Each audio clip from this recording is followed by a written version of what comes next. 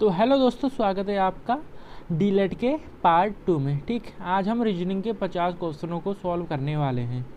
Part 1 में हमने GS के 50 क्वेश्चनों को सॉल्व कर रखा है। ठीक, जिसको अगर जीएस के 50 क्वेश्चन देखने हो वो वहाँ आई बटन पर क्लिक कर ले, जीएस वाले पोर्शन पे पहुँच जाएगा। ठीक, अगर किसी को मैथ और टीचिंग एप्टीट्यूड देखनी है तो इसके लास्ट में जाके मैं उन्हें ऐड कर दूंगा। ठीक है, तो स्क्रीन में ऐसे वीडियो आ जाएगी। ठीक है, अगर किसी को मैथ या टीचिंग एप्टीट्यूड देखना है सीधे लास्ट में चले जाए। ठीक है, वहाँ 2 वीडियो दिखेंगी ऐसे, उन्हीं में टच करना, आप मैथ के सेक्शन में पहुँच जाओगे। ठीक है, डीलेट का मैथ का सेक्शन। ठीक, तो अभी बिना देरी किए अपना पार्ट 2 स्टार्ट करते हैं, जिसमें हम सॉल्व करने वाले हैं रीजनिंग के 50 क्वेश्चन। ठीक, तो 51 से लेकर 100 तक हमें रीजनिंग दे रखी है, तो आइए उसको अब हल करते हैं। तो प्रश्न संख्या 51 है हमारे पास। ठीक है, मतलब रीजनिंग का पहला क्वेश्चन। और वैसे अगर हम अपने टेस्ट कहें जो डीलेट का पेपर आता है उसमें 51 नंबर। ठीक, तो एक महिला की ओर इशारा करते हुए राजन ने कहा वह उस औरत की बेटी है जो कि मेरी माँ के पति की माँ है। महिला राजन की क्या लगेगी? तो उसमें हमें रिलेशन पूछा है। ठीक है, तो रिलेशन बनाना पड़ेगा। तो एक व्यक्ति है, कौन है? राजन। लिख लो यहाँ पर भाई। एक महिला के ओर इशारा करता है और कहता है वह औरत की बेटी है, वह उस औरत की बेटी है जो कि मेरे माँ के पति, राजन की कोई माँ होगी। ठीक है, इसकी माँ का कोई पति होगा, जो राजन का क्या लगेगा? पिता लगेगा। तो यहाँ पर पिता लिख देता हूँ मैं। ठीक, पति की माँ मतलब जो माँ का पति है तो वो राजन का तो पिता हुआ। ठीक, और पिता की माँ मतलब दादी। पिता की माँ तो दादी होती है ना। अब शुरू में आ जाते हैं, वह उस औरत की बेटी है। ठीक, किस औरत की बेटी है? जो कि माँ के पति की माँ है। माँ के पति मतलब पिता, पिता की माँ मतलब दादी की क्या है? बेटी है। तो दादी की जो बेटी होगी उससे राजन का संबंध क्या होगा? तो वो तो बुआ का होगा, क्योंकि दादी की जो बेटी होगी वो पिता की तो बहन लगी, लेकिन राजन की कौन लगी? वो तो लगी क्या? बुआ। ठीक है, तो ऑप्शन नंबर कौन सा? ऑप्शन नंबर ए हमारा राइट और करेक्ट आंसर हो जाएगा। ठीक, अब चलते हैं नेक्स्ट।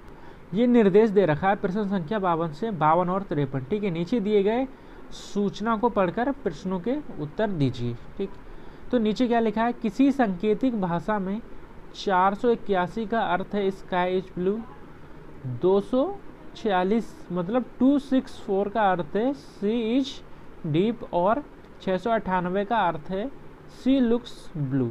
ठीक है, फिर क्वेश्चन नंबर 52 है हमारे पास, जिसमें डीप का कोड पूछा है। ठीक, तो इसको मैं एक बार बेसिक से समझा देता हूँ, फिर जब भी ऐसा प्रश्न आएगा आप उसको हलवा तरीके से कर सकते हो। ठीक, तो थोड़ा सा मैं इसमें एडिट करता हूँ। तो इसको मैंने कुछ इस फॉर्म में लिख लिया है। ठीक है, जिसमें सेम है कि ये 481 का जो सांकेतिक भाषा था, ठीक है, वो स्काइज ब्लू था। मतलब स्काइज ब्लू का कोड क्या है? 481 है। ठीक, मैंने इस प्रकार से इसे लिख लिया। अब हमसे 52वें क्वेश्चन में हमसे क्या पूछा है? डीप का कोड बताना है। तो यहाँ पर देखो डीप कहाँ है? डीप ये लिखा है। ठीक, डीप यहाँ लिखा है, और इन तीनों का कोड कौन सा है? ये 3 संख्या है। इसका मतलब क्या हुआ कि डीप का जो कोड है कहीं ना कहीं इन तीनों संख्याओं में से कोई सा होगा। ठीक, या तो 2 होगा, या 4 होगा, या 6 होगा। ठीक, लेकिन हम देखेंगे कि जो इज है यहाँ भी है और इज यहाँ भी है। ठीक, इसका मतलब इज का जो कोड है वो यहाँ भी होगा और वो यहाँ भी होगा। तो अगर मैं इन दोनों की तुलना करूँ तो मेरे को पता चला कि इन दोनों में जो है वो 4 वैल्यू कॉमन है। ठीक, इसका मतलब क्या हुआ कि इज का कोड हो जाएगा कितना? 4। ठीक, लेकिन अगर मैं यहाँ देखूँ तो सी है और यहाँ भी सी लिखा हुआ है। ठीक, इसका मतलब क्या हुआ? जो सी का कोड होगा वो यहाँ भी होगा और इस वाले वैल्यू में भी होगा। ठीक, तो मैं देखूंगा और तुलना करूंगा कि 6 दोनों में कॉमन है। इसका मतलब क्या हुआ कि SEA सी का जो कोड हो जाएगा वो क्या हो जाएगा? वो 6 हो जाएगा।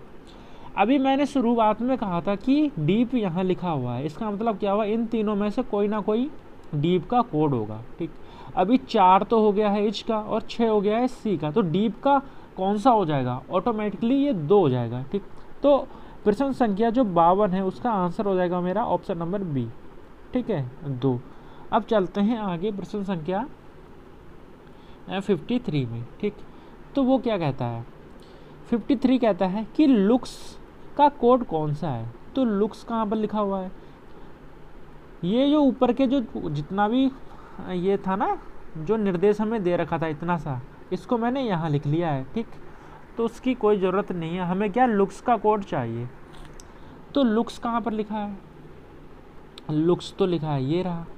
ठीक है, इसका मतलब क्या हुआ, लुक्स का जो कोड है वो यहाँ पर होगा। अब भाई हमें पता चला जो 6 है वो तो सी का कोड है, ये देखो हमने अभी निकाला था, लेकिन यहाँ ब्लू दे रखा है और ब्लू यहाँ भी दे रखा है, मतलब जो ब्लू का कोड होगा वो यहाँ भी होगा और यहाँ भी होगा। तो इन दोनों की तुलना करने पर मुझे कॉमन मिलता है 8, तो 8 तो हो गया ब्लू का कोड। ठीक, तो लुक्स का कौन सा हो जाएगा, वो हो जाएगा ये 9 जो हमारे पास बचा हुआ है। ठीक, तो इसका आंसर कौन सा हो जाएगा, ऑप्शन नंबर डी 9 हमारा राइट और करेक्ट आंसर हो जाएगा। ठीक है, समझ में आया ना, चलो ठीक है, अब आगे चलते हैं। अब आएगा तो इसको ऐसे ही उड़ा देना। ठीक, तो प्रश्न संख्या हमारे पास 54 है। ठीक है, 54, आप सीधे चल रहे हैं। ठीक, आप सीधे चल रहे हैं, फिर आप बाईं ओर मुड़ गए। यदि इस समय अस्त होता सूर्य आपकी बाईं ओर हो तो प्रारंभ में आप किस दिशा में चल रहे थे। ठीक है, ये सारे ऑप्शंस हैं, तो इसको समझना पड़ेगा पहले में। तो इसमें कहा है कि आप सीधे चल रहे थे, तो मान लेते हैं कि हम सीधे चल रहे हैं। ठीक, इस प्रकार से सीधे चल रहे हैं, कौन से तरफ, इस तरफ। ठीक, आप सीधे चल रहे हैं, फिर आप बाईं ओर मुड़ते हैं। जब हम इस तरफ मुंह करके चल रहे हैं तो बायां हमारा किस कौन से तरफ होगा, तो बायां इस तरफ होगा, दायां इस तरफ होगा। ठीक, तो वो क्या होता है, बाएं मुड़ जाता है, तो इसको बाएं मोड़ देते हैं, तो बाएं मुड़ गया। ठीक, यदि इस समय अस्त होता सूरज आपकी बाईं ओर है, जब हमारा मुंह इस तरफ है, ठीक है, तो हमारा बायां और कौन सा होगा, बायां होगा इस तरफ और दायां इस तरफ होगा। जो अस्त हुआ सूरज है वो बाएं ओर है, मतलब यहाँ पर है, और ये सूरज अस्त हो रहा है। तो सभी को पता होगा जब सूरज अस्त होता है तो वो पश्चिम दिशा में होता है। ठीक, कहने का तात्पर्य ये है कि ये वाली जो दिशा है वो पश्चिम दिशा होगी, फिर उसके अपोजिट ये कौन सी होगी, पूरब हो गई। ठीक है, पूरब और पश्चिम दोनों अपोजिट तो होते हैं ना, हाँ बिल्कुल। ठीक, तो ये हमसे पूछता है तो प्रारंभ में आप किस दिशा में चल रहे थे, तो मैंने बताया कि हम प्रारंभ में इस दिशा की ओर चल रहे थे और इस दिशा की ओर पश्चिम है, तो उसके अपोजिट जिस दिशा की ओर हम चल रहे थे वहाँ क्या हो जाएगा, वो हो जाएगा पूरब। ठीक है ना, तो ऑप्शन नंबर ए हमारा राइट और करेक्ट आंसर हो जाएगा। ठीक, अब चलते हैं आगे। तो प्रश्न संख्या 55 है हमारे पास, जो कहता है एक देश एक्स का राष्ट्रीय दिवस मंगलवार को प्रारंभ हुए किसी महीने के चौथे शनिवार को मनाया जाता है। राष्ट्रीय दिवस किस तारीख को होगा।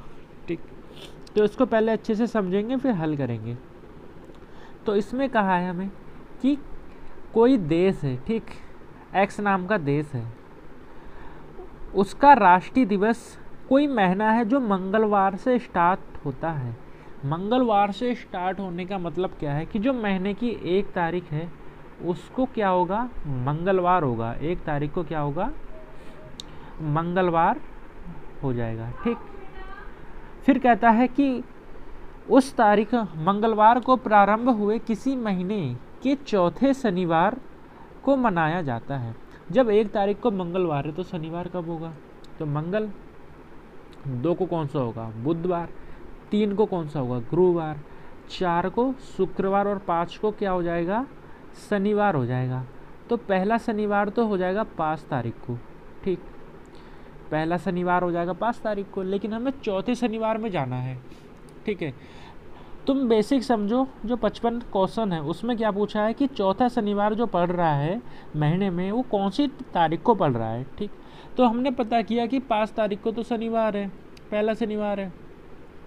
तो दूसरा शनिवार कब पड़ेगा? तो जब आपने कैलेंडर पढ़ा होगा तो आपको पता चला होगा कि 7 दिन बाद जो दिन होते हैं वो रिपीट में होते हैं, ठीक। तो इनमें 7 जोड़ते जाओ। अगर मैं 5 में 7 जोड़ूंगा तो कितना आ जाएगा? 7 5 कितना होता है? 12 हो जाता है, ठीक। तो दूसरा शनिवार जो हो जाएगा वो 12 तारीख को हो जाएगा। फिर तीसरा शनिवार कब होगा? 12 में 7 और प्लस कर दो तो ये हो जाएगा 19, ठीक। अभी चौथा शनिवार कब आएगा? 19 में 7 फिर से प्लस कर दो, ठीक है। 19 में 7 प्लस करेंगे तो कितना हो जाएगा? यहाँ से आ जाएगा 6, ठीक है। और हासिल लगा 1, यहाँ से आ जाएगा 2। तो चौथा जो शनिवार है वो कब पड़ेगा? महीने की 26 तारीख को, ठीक। तो ऑप्शन नंबर सी यहाँ से हमारा राइट और करेक्ट आंसर हो जाएगा, ठीक है। अब चलते हैं आगे। प्रश्न संख्या 56 है हमारे पास, ठीक, जो कहता है नीचे दी गई अंक श्रृंखला में ऐसे कितने 3 हैं जिनके ठीक पहले 6 तथा ठीक बाद में 9 नहीं हो, ठीक है। ध्यान से पढ़ना, ये क्या कह रहा है। ऐसे 3 की संख्या बतानी है जो जिनके ठीक आगे 6 और ठीक बाद में 9 नहीं होना चाहिए, ठीक। तो अगर मैं अपनी श्रृंखला में देखूं तो मेरे को दिख रहा है कि ये पहले 3 है, ठीक। और हमें 3 के आगे 6 ना हो और पीछे 9 ना हो, ये ध्यान रखना है। तो इसके आगे तो 9 है, इसका मतलब इसको हमें गिनना है, तो 1 हो गया। उसके बाद आता है ये वाला 3, ठीक। लेकिन मैं देख पा रहा हूँ इसके आगे 6 है और इसके पीछे 9 है, इनको हमें नहीं लेना है, ठीक। तो इसको हम नहीं लेंगे। फिर आगे चलेंगे, फिर देखेंगे ये आ रहा है 1 3 और जिसके आगे 9 है और जिसके पीछे 7 है, तो इसको भी गिन लेंगे। फिर आगे चलते हुए आता है मेरे पास ये वाला 3, ठीक, जिसके आगे 6 है और पीछे 9 है, तो इसको भी हम नहीं लेंगे। फिर आता है ये वाला 3, जिसके आगे 6 है पीछे 9 है, तो इसको भी हम नहीं लेंगे, ठीक।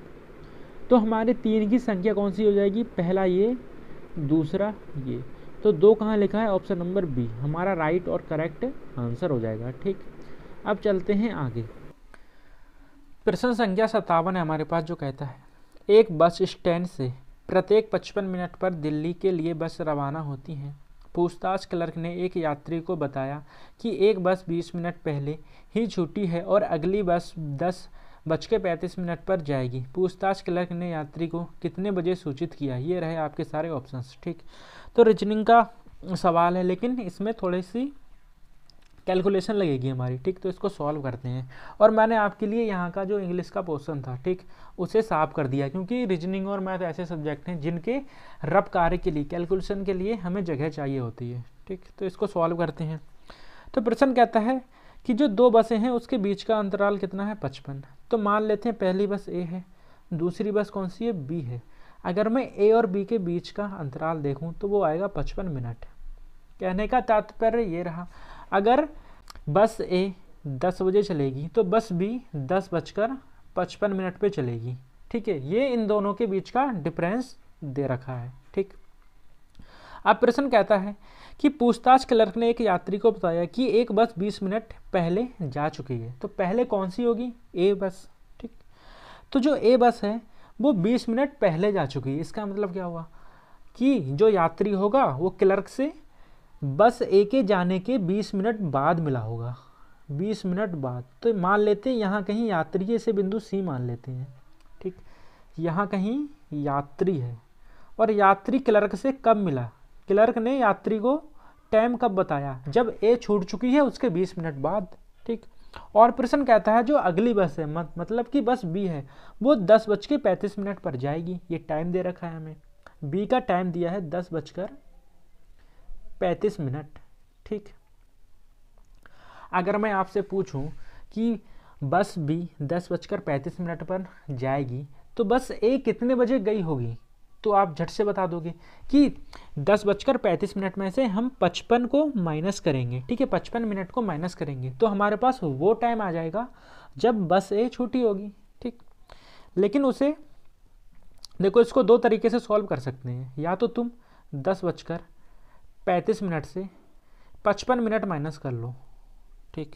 तो 55 मिनट माइनस कैसे होंगे? 35 में से तो 55 माइनस होता नहीं है, ठीक है। तो यहाँ पर हम 10:35 को लिख लेंगे 9 बजकर कितना 1 घंटे में कितना 60 मिनट होता है ना, तो 1 घंटा यहाँ से एलसीएम ले लेंगे। तो ध्यान रहे एक एलसीएम नहीं आएगा, पूरा का पूरा 1 घंटा एलसीएम आएगा 60 मिनट। ठीक, तो 35 में अगर मैं 60 मिनट जोड़ूंगा तो मेरे पास आ जाएगा 5, 6, 7, 8 और 1 9। ठीक है, 95 मिनट।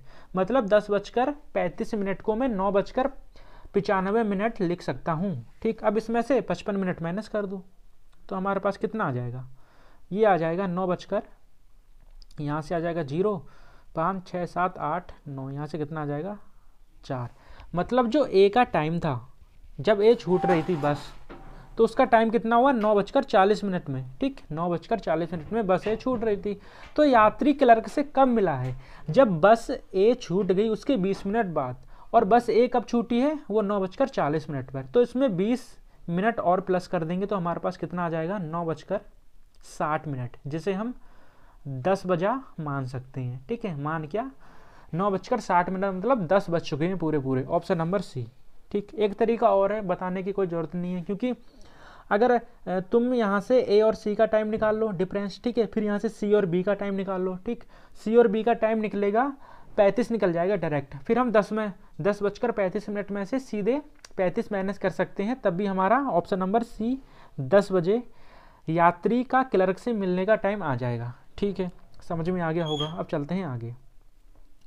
तो प्रश्न संख्या 58 है हमारे पास, जो कहता है दिए गए आरेख का ध्यानपूर्वक अध्ययन करके बताइए कि कितने विद्यार्थी कोई भी खेल नहीं खेलते। ये थोड़ा सा डायग्राम दे रखा है। ठीक, और ये नीचे हैं ऑप्शंस। अभी इसको कैसे सॉल्व किया जाता है तो आइए समझते हैं। तो हमें टोटल विद्यार्थी दिए हैं। ठीक, टोटल स्टूडेंट कितने 40 दिए हैं, और प्रश्न कहता है कि जो क्रिकेट खेलते हैं वो कितने हैं 25 हैं, और जो टेनिस खेलते हैं वो कितने हैं 22 हैं, और जो दोनों क्रिकेट और टेनिस दोनों खेलते हैं वो कितने हैं 16 हैं। ठीक, तो इसमें समझने वाली बात बहुत अच्छी है। देखो, क्या ये 16 जो स्टूडेंट हैं वो क्रिकेट भी खेलते हैं और टेनिस भी खेलते हैं, तो क्या ये 16 इसमें काउंट हुए होंगे? मतलब ये 16 तो क्रिकेट खेलते खेलते हैं ना, क्योंकि ये तो दोनों खेलते हैं, क्रिकेट भी खेलते हैं और टेनिस भी खेलते हैं। तो इसका मतलब ये हुआ कि इन 16 को इनमें भी गिना गया है और इन 16 को इनमें भी गिना गया है। ठीक, तो ऐसे विद्यार्थी जो दोनों गेम खेलते हैं वो कितने हैं, वो हैं हमारे पास 16। अब ऐसे विद्यार्थी जो सिर्फ और सिर्फ क्रिकेट खेलते हैं वो कितने हो जाएंगे, तो वो हो जाएंगे 25 माइनस में 16। ठीक है, कितना आ जाएगा 9 आ जाएगा। अब ऐसे विद्यार्थी जो सिर्फ और सिर्फ टेनिस खेलते हैं वो आ जाएगा 22 माइनस में 16, कितना आ जाएगा 6 आ जाएगा। ठीक, क्यों, क्योंकि ये जो 16 विद्यार्थी ये दोनों गेम खेलते हैं, ये 16 विद्यार्थी क्रिकेट भी खेलते हैं टेनिस भी खेलते हैं, ये टोटल 25 विद्यार्थी क्रिकेट खेलते हैं। ठीक है, इसका मतलब क्या हुआ, ये जो 16 है इन दोनों में कहीं ना कहीं छुपा हुआ है। ठीक, तो हमने क्या निकाला, दोनों विद्यार्थी 16 हैं जो दोनों गेम खेलते हैं, केवल जो क्रिकेट खेलते हैं वो 9 हैं, और जो केवल टेनिस खेलते हैं वो कितने हैं 6 हैं। अब देखो भाई, ऐसे कितने विद्यार्थी हो गए जो कोई ना कोई गेम खेलते हैं, तो इनको जोड़ दो, इनको जोड़ने पर हमारे पास आएगा कितना 31। ठीक, तो 40 में से 31 विद्यार्थी ऐसे हैं जो कोई ना कोई गेम खेलते हैं। तो ऐसे कितने विद्यार्थी हुए जो कोई भी गेम नहीं खेलते हैं, तो 40 में से माइनस कर देंगे 31 को, हमारे पास कितना आ जाएगा 9 आ जाएगा। ठीक है, ऑप्शन नंबर ए हमारा राइट और करेक्ट आंसर हो जाएगा। अब चलते हैं आगे। तो प्रश्न संख्या 59 है हमारे पास, जो कहता है दी गई आकृति में घनों की संख्या की गणना कीजिए। ये हैं सारे आपके ऑप्शंस। ठीक, तो ये तो आपको IQ लगाने वाला प्रश्न रहा। ठीक, देखो अगर मैं ध्यान से देखूं, इसको थोड़ा जूम करूं और मैं यहाँ पर देखूं कि प्रत्येक घन के पीछे एक घन है। जैसे कि अगर मैं देखूं एक घन तो ये रहा। ठीक, एक घन इसी के पीछे है।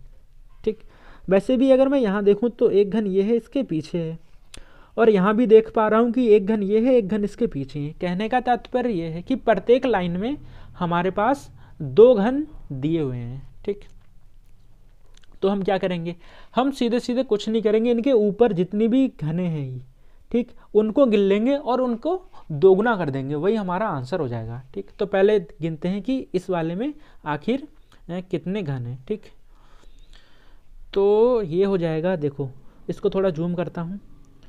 1 2 3 4 5 6 7 8 9 10। जो ये वाला छोटा घन है इसके फ्रंट में 10 हैं, इसका मतलब बैक में भी 10 होंगे, ठीक, क्योंकि एक घन में के पीछे भी एक और घन है। तो 10 का 2 गुना कितना हो जाएगा 20। मतलब जो ये वाली आकृति है उसमें 20 घन है टोटल, ठीक। और ये वाली आकृति और ये वाली आकृति सेम टू सेम है, तो मत इसका मतलब इसमें भी 20 होंगे कहीं ना कहीं, तो इसमें भी 20 लिखो, इसमें 20, इसमें 20। अब बीच वाले में और गिन लो, ठीक। तो इसमें कितने हैं जो फ्रंट में दिख रहे हैं, तो वो है 1 2 3 4 5 6 7 8 9 10 11 12 13 14 हैं। तो इनमें घनों की संख्या 14 का 2 गुना मतलब 28 हो जाएगी। तो 28 और प्लस कर दो, तो यहाँ से हमारा आंसर कितना आ जाएगा 20 कम 20 2 40 20 3 60 और 8 68, ठीक है। ऑप्शन नंबर कौन सा रहा 68, ऑप्शन नंबर ये रहा, ठीक। ऑप्शन नंबर सी हमारा राइट और करेक्ट आंसर हो जाएगा। अब चलते हैं आगे। प्रश्न संख्या 60 है हमारे पास, जो कहता है जब एक घन बनाने के लिए निम्नलिखित आकृति को मोड़ दिया जाता है तब 5 डॉट्स वाली सतह के सामने कितने डॉट्स होंगे। तो ये भाई बहुत सिंपल है, बस इसमें एक बात ध्यान रखनी है आपको, क्या कि जब भी ऐसा पासा दिया होता है, ये पासा है, ठीक है, इससे कहते हैं हम खुला पासा, खुला पासा, ठीक। जो लूडो का जो डाइस होता है वही है ये, सेम टू सेम, ठीक।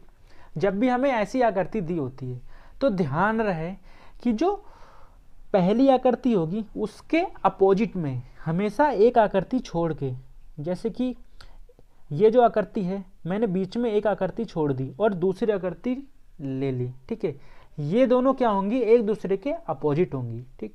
उसी प्रकार ये जो आकृति मैंने छोड़ रखी है इसके विपरीत कौन सी आकृति हो जाएगी, वो हो जाएगी ये वाली, ठीक है।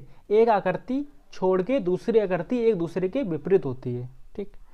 अब इनका तो पता चल गया, इसके विपरीत ये वाली आकृति है, मतलब डाउट जहाँ 1 है उसके विपरीत में कौन सा है डाउट 4, ठीक।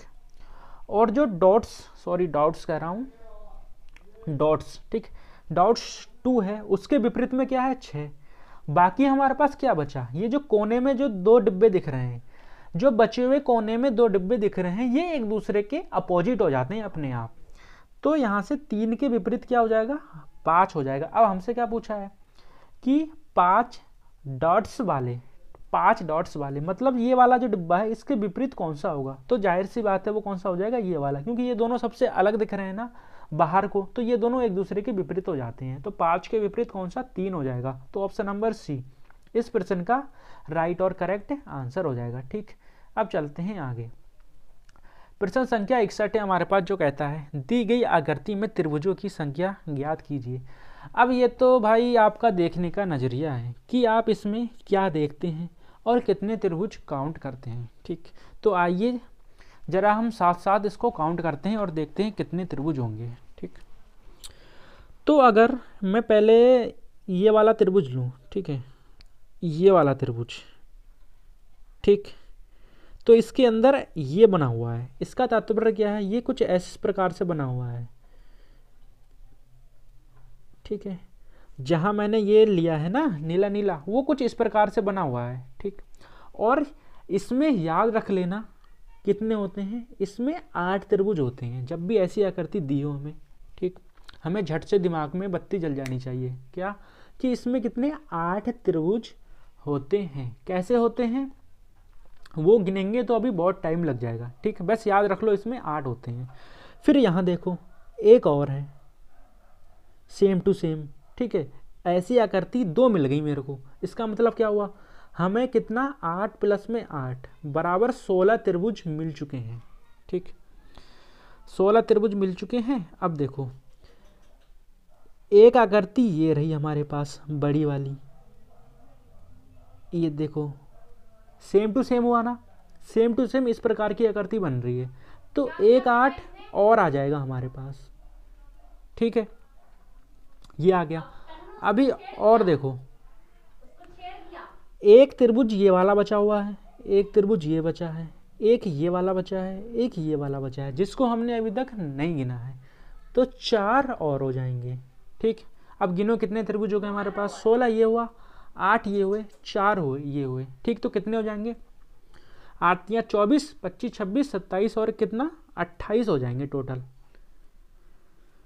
टोटल त्रिभुजों की संख्या कितनी हो जाएगी, 28। ऑप्शन नंबर सी हमारा राइट और करेक्ट आंसर हो जाएगा, ठीक। अब चलते हैं नेक्स्ट। प्रश्न संख्या 62 है हमारे पास, थोड़ा छोटा कर लेता हूँ।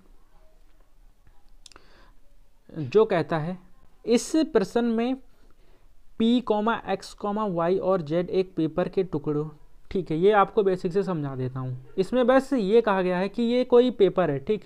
इसको मोड़ा गया है, पहले ऐसे मोड़ा गया है, फिर ऐसे मोड़ा गया है, मतलब आकृति में जो दिखाया गया है उसी प्रकार से मोड़ना है, ठीक। पहले इसको ऐसे मोड़ा गया है, फिर ऐसे मोड़ा गया है, ठीक। मोड़ के इतना छोटा बना लिया गया है, ठीक है।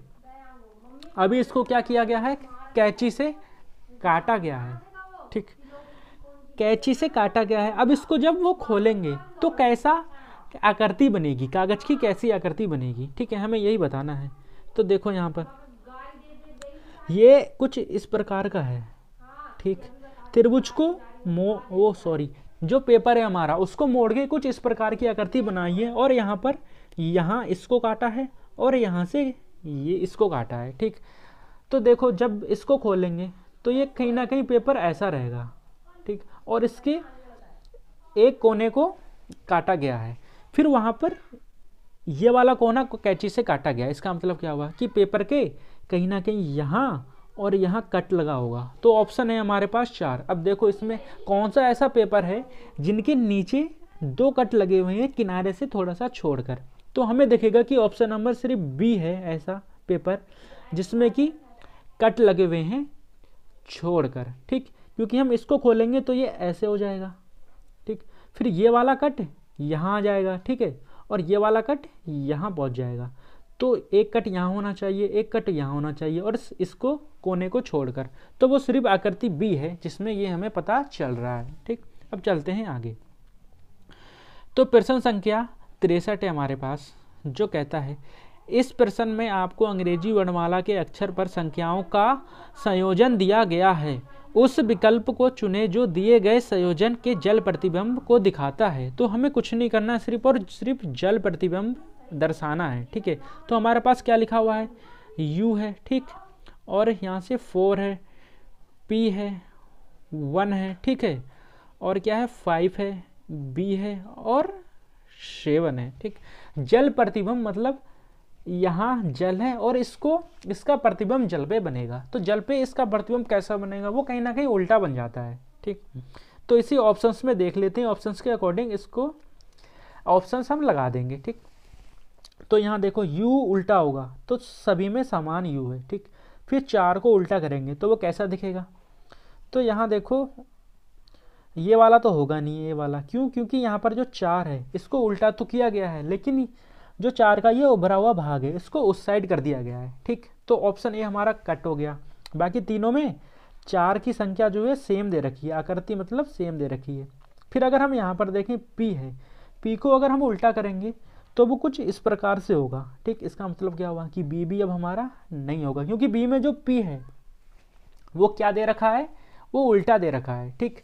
अभी जो 1 है इसको उल्टा करेंगे, ये भी सेम है इसमें, ठीक। तुलना करते हैं एक दूसरे से, ये 5 भी सेम है। अब यहाँ देखेंगे B, ठीक है, यहाँ देखेंगे B। अगर B को हम पानी में देखेंगे तो इसकी आकृति उल्टा तो हो जाएगी, ये दिखेगा कुछ इस प्रकार दिखेगा। अगर B को हम पानी में देखेंगे तो B कुछ इस प्रकार दिखेगा।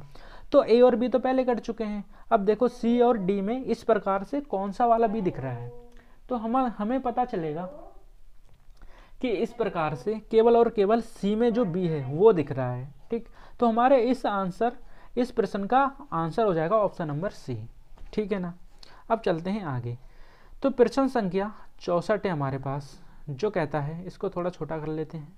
निम्नलिखित प्रश्नों में दिए गए 4 विकल्पों में से आकृति X के सही दर्पण प्रतिबिंब बताना है हमें। और दर्पण प्रतिबिंब का मतलब क्या होता है कि इस प्रकार रखा हुआ है, इस तरफ रखा हुआ है, ठीक। और जल प्रतिबिंब में नीचे रखा होता है, और दर्पण प्रतिबिंब में क्या होता है, इसके साइड में रखा होता है दर्पण, ठीक। अगर साइड में हम दर्पण रखेंगे तो जो ये वाली जो आकृति है वो क्या होगी, पलट जाएगी। और किस पार पलटेगी, जिस पार दर्पण रखा हुआ है, ठीक। इसका मतलब क्या हुआ कि ये वाला जो तीर है ये सामने आ जाएगा, ठीक। कभी देखना भाई दर्पण रख के साइड में, ठीक। तो ये कुछ हो जाएगा इस प्रकार हो जाएगा, ठीक। और ये तीर लगे हुए हैं हमारे, और जो अंदर आकृति है वो भी सेम तरीके से पलटेगी। ऐसे दिया है ना, चलो बना ही देता हूँ आपके लिए ना, उल्टा है इसमें, ठीक। ये उल्टा ही रहेगा, ठीक। और क्या दे रखा है, तीर, ये अंदर के तरफ ही रहेगा।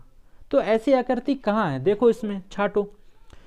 तो आकृति है ऑप्शन नंबर बी में है, इस तरीके की आकृति, ठीक है। तो ऑप्शन नंबर बी हमारा राइट और करेक्ट आंसर हो जाएगा। इसमें बस जो दाएं तरफ है वो दर्पण रखा गया है और कुछ नहीं है, उसका प्रतिबिंब हमें बताना था, ठीक। तो प्रश्न संख्या 65 में आते हैं, जो कहता है कि निम्नलिखित चित्रों पर विचार कीजिए। किसी भी दो आसन्न क्षेत्रों में समान रंग भरे बिना दी गई आकृति को पेंट करने के लिए आवश्यक भिन्न रंगों की न्यूनतम संख्या क्या होगी, ठीक है। तो ये आकृति दी है, ठीक। इसमें हमें रंग भरना है, तो भिन्न दो रंगों को टच किए बिना अधिकतम हम कितने रंग भर सकते हैं। तो इसका आंसर सीधा सीधा हो जाएगा क्या, ऑप्शन नंबर ए 3, ठीक है। क्या मैं भर के दिखाऊं, चलो आपकी सुविधा के लिए मैं इसको भर के दिखा देता हूं, ठीक। देखो इस आकृति को देखो, मैंने सिर्फ 3 कलर यूज किए हैं, कौन सा, लाल, हरा और नीला, और इसको ऐसे भर दिया कि कोई भी एक तरीके का रंग एक दूसरे से टच नहीं हो रहा है, ठीक है। तो प्रैक्टिकल भी हो गया हमारा साथ साथ। अब चलते हैं आगे। तो प्रश्न संख्या हमारे पास 66 है। उससे पहले हमें निर्देश दिए रखे हैं, ठीक है। पहले निर्देश पढ़ लेते हैं कि आखिर निर्देश में हमें क्या दिया है। तो प्रश्न संख्या 66 से 67 तक आकृति 1 और 2 एक विशेष तरीके से संबंधित हैं। दिए गए विकल्पों में से एक आकृति चुनकर आकृति तीसरी और चौथी के बीच समान संबंध स्थापित करें, जो आकृति 5 में प्रश्न चिन्ह के स्थान पर ले सकेगा, ठीक है। तो इसको मैं बेसिक से समझा देता हूँ एक बार कि आखिर ये प्रश्न हमसे क्या कह रहा है। तो देखो आकृति है हमारे पास 1 और 2, इसमें कुछ ना कुछ संबंध है एक दूसरे में, ठीक। वही संबंध हमें इन दोनों के बीच में बताना है, और यहाँ आकृति हमें गायब कर रखी है, ठीक। इन ऑप्शंस में से भरना है यहाँ पर कोई आकृति, और जो संबंध इन दोनों के बीच में है वही संबंध इन दोनों के बीच में होना चाहिए, ठीक है। तो समझ में आ गया होगा। अब इसको हल करते हैं। तो देखो इसको छोटा कर लेता हूँ थोड़ा, ठीक। तो देखो आकृति 1 है, ये जो ऊपर वाला डिब्बा है, ठीक है, बड़ा वाला जो खुला हुआ डिब्बा है, वो क्या हो रहा है, वो 1.5 घूम रहा है, मतलब वो ऐसे है, ठीक। उसके बाद कैसे घूमेगा, ऐसे घूमेगा। उसके बाद क्या हुआ है, वो कुछ इस प्रकार से घूमा है, मतलब एक तो उसने पूरा घुमा है 90 डिग्री का, और दूसरा उसने हाफ घुमा है, ठीक। तो इसको भी घुमा देंगे। और ये घूम कैसे रहा है, ये इस प्रकार से घूम रहा है, ठीक। तो इसको भी घुमाते हैं। ये जो आकृति 3 है वो कैसे हो जाएगी, इसको हटा लेते हैं, ठीक। तो ये आकृति 3 है, ये कुछ इस प्रकार से है, इस प्रकार मुंह में, ठीक। तो एक पूरा घुमाएंगे मतलब 90 डिग्री, तो वो कुछ इस प्रकार से हो जाएगी। फिर आधा घुमा देंगे तो वो कहीं ना कहीं इस प्रकार से हो जाएगी, ठीक। तो देखते हैं कौन से ऑप्शंस में है। तो 3 ऑप्शंस हमारे ऐसे हैं जिसमें है, और ये वाला सी तो होगा नहीं क्योंकि इसमें अलग है, ठीक। अब देखते हैं अंदर की आकृति। तो अंदर की आकृति इस प्रकार से है हमारे पास, ठीक। इस प्रकार से वो क्या होती है, फिर ये भी तो है, ठीक। उसके बाद वो ऐसे घूमेगी 90 डिग्री, ठीक, ठीक। उसके बाद क्या हुआ है, ये आधी घूमी है। तो सेम इसी प्रकार इसके अंदर जो आकृति उसे भी घुमा देते हैं। तो ये हो जाएगा, ये इस प्रकार से है ना आकृति, इसको पहले 90 डिग्री घुमाएंगे तो ये कुछ इस प्रकार से हो जाएगा। कलर चेंज करता हूँ, इस प्रकार से हो जाएगी। फिर इसको आधा और घुमा दो, ठीक है, आधा और घुमा दो तो कुछ इस प्रकार से आ जाएगी अंदर वाली आकृति। तो देखो अंदर वाली आकृति कौन सी है, तो ये ऑप्शन ए में दिख रही है मेरे को। तो ऑप्शन ए इसका राइट और करेक्ट आंसर हो जाएगा, ठीक है, 66 का ए। अब चलते हैं आगे। तो प्रश्न संख्या 67 है हमारे पास, जो भी सेम है उसी प्रकार का, जो रिलेशन इन दोनों के बीच में है वही रिलेशन यहाँ से इसके बीच में होना चाहिए, ठीक। तो इसको देखते हैं कि जो ब्लैक वाली पत्ती है, ठीक, वो इस डायरेक्शन में है, तो इस डायरेक्शन से घूम के वो इस डायरेक्शन में आ जा रही है, मतलब लंबवत हो जा रही है, ठीक। तो ये कितना घूम रही है, पहले ये ऐसे है, फिर कहीं ना कहीं बराबर हुई होगी, फिर वो पूरा 90 डिग्री घूम गई। तो यहाँ पर देखते हैं ब्लैक वाली जो पत्ती है वो, इसको हटाता हूँ, ऐसे है, ठीक है, लंबवत खड़ी हुई है, ठीक। तो हमें आधा और पूरा घुमाना है, तो इसको पहले मैं आधा घुमाऊँ, तो पहले पूरा ही घुमा लेते हैं, ठीक है, कोई फ़र्क नहीं पड़ेगा। तो अगर मैं इसको एक 90 डिग्री पूरा घुमाऊँ तो ये इस तरीके से मूव हो जाएगा इसका, ठीक। अभी इसमें क्या किया है कि 90 डिग्री और आधा और घुमाया है, तो ये 90 डिग्री होगी पत्ती, इसके बाद आधा और, मतलब इस साइड हो जाएगा, ठीक। ब्लैक पत्ती कौन सी हो जाएगी, इस साइड हो जाएगी। तो इसमें देखो ऑप्शंस में कौन सी है, तो मेरे को तो एक ही ऑप्शन दिख रहा है, ऑप्शन नंबर डी। तो यही हो जाएगा हमारा आंसर। सफ़ेद वाली पत्ती को चेक करने की ज़रूरत ही नहीं है, ठीक है। एकदम बेसिक से बता रहा हूँ, अगर इनको किया जाए तो मात्र देख के ही 10 सेकेंड के अंदर अंदर हमें आंसर पता चल जाएगा, ठीक। आपको बताने के लिए बहुत ही अच्छे से धीरे धीरे बता रहा हूँ, ठीक। अब चलते हैं आगे। तो प्रश्न संख्या 68 है हमारे पास, जो कहता है दी गई 4 आकृतियों में से 3 एक निश्चित तरीके से समान है, हालांकि एक आकृति अन्य 3 की तरह नहीं है, वह आकृति चुने जो अन्य से अलग हो, ठीक है। तो 3 आकृति इसमें समान है और एक भिन्न है, तो भिन्न आकृति हमें पहचाननी है, ठीक। तो अगर मैं यहाँ पर देखूँ तो क्या क्या दिया है, ए है, एफ है, जेड है और ई है। तो मैं ए में देखूँ तो मेरे पास कितनी लाइन है, तो यहाँ देखो 1 2 3 लाइन है इसमें। और अगर मैं एफ को देखूँ तब 1 2 3, इसमें भी 3 लाइन है। और जेड को देखो 1 2 3, इसमें भी 3 लाइन है, ठीक है। लेकिन ई में 3 लाइन नहीं है, कैसे, तो यहाँ देखो एक लाइन ये हो गई, दूसरी, तीसरी, चौथी। तो इसका मतलब क्या हुआ कि जो ए है बाकी तीनों से भिन्न है। तो ऑप्शन नंबर डी हमारे इस प्रश्न का राइट और करेक्ट आंसर हो जाएगा, ठीक है। अब चलते हैं आगे। तो प्रश्न संख्या 69 है हमारे पास, जो पासे वाला है और कहता है नीचे एक पासे की 2 स्थितियां दी गई हैं, सतह 5 के विपरीत सतह पर क्या होगा। ये रहे आपके सारे ऑप्शंस। तो जब भी 2 पासे दिए होते हैं, ठीक, तो हम क्या देखते हैं, एक कॉमन चीज़ देखते हैं, मतलब कोई सी भी कॉमन संख्या देखेंगे 2 पासों में, तो इन दोनों में तुलना करो तो कौन सी कॉमन आ रही है, 5 आ रहा है, ठीक। तो इसको यहाँ लिख लो और इसको यहाँ लिख लो, ठीक है, पासा 1 पासा 2, ठीक है। अब इसको क्लॉकवाइज घुमा दो, मतलब ऐसे करके घुमा दो इसको, ठीक है। तो 5 ये रहा, अगर मैं इसको घुमाऊंगा तो फिर क्या आएगा, 6 आ जाएगा। फिर अगर मैं इसको घुमाऊंगा, ठीक है, तो क्या आ जाएगा, 1 आ जाएगा। अब 5 सेकेंड में भी इसी प्रकार से घुमा दो, ये है 5 हमारा। तो इसको अगर मैं घुमाऊं तो यहाँ से कितना, 2 आएगा, और घुमा दूं इसको तो 4 आ जाएगा। इसका मतलब क्या होता है कि 6 के विपरीत 2 है और 1 के विपरीत 4 है, और 5 के विपरीत 5 तो होगा नहीं भाई, नंबर 1 से लेके 6 तक होते हैं। तो हमारे पास 1 भी है, 2 भी है, ठीक है, 1 भी है, 2 भी है, ये 4 लिखा है, ठीक। 1 है, 2 है, लेकिन मुझे 3 कहीं नहीं दिख रहा है। इसका मतलब क्या हुआ कि 5 के विपरीत, 5 के पीछे कहीं ना कहीं 3 रहा होगा, ठीक। तो ऑप्शन नंबर सी हमारा राइट और करेक्ट आंसर हो जाएगा, ठीक। अब चलते हैं आगे। तो प्रश्न संख्या 70 है हमारे पास, ठीक। ये क्या कहता है, पढ़ लेते हैं थोड़ा सा, कि निम्न प्रश्नों दिए गए 4 विकल्पों में से उस आकृति का चयन कीजिए जो आकृति x की खाली जगह पर रखे जाने पर पैटर्न को पूरा करे, ठीक है। इसमें आकृति चुननी है हमें, ठीक। और कौन सी आकृति चुनी जाएगी, ये ऑप्शंस में से इसमें हमें ऐसी आकृति चुननी है कि यहाँ पर रखने पर, ठीक है, ये जो पूरी आकृति है ये बराबर बने। तो देख लो यार, यहाँ से कैसे होगा, ये लाइन आ रही है, इसको पूरा कर दो, ये यहाँ पर आ जाएगी, ठीक। उसके बाद क्या होगा, एक लाइन और आ रही है यहाँ से लेके यहाँ तक, उसके बाद 2 लाइन यहाँ से आ रही हैं ये वाली, तो कहीं ना कहीं आकृति हमारे पास ये बन गई, ऐसा है, ठीक। और 2 चिन्ह यहाँ से हैं, ठीक है। और ये डिब्बा बना हुआ है, डिब्बा भी बनाई देता हूँ,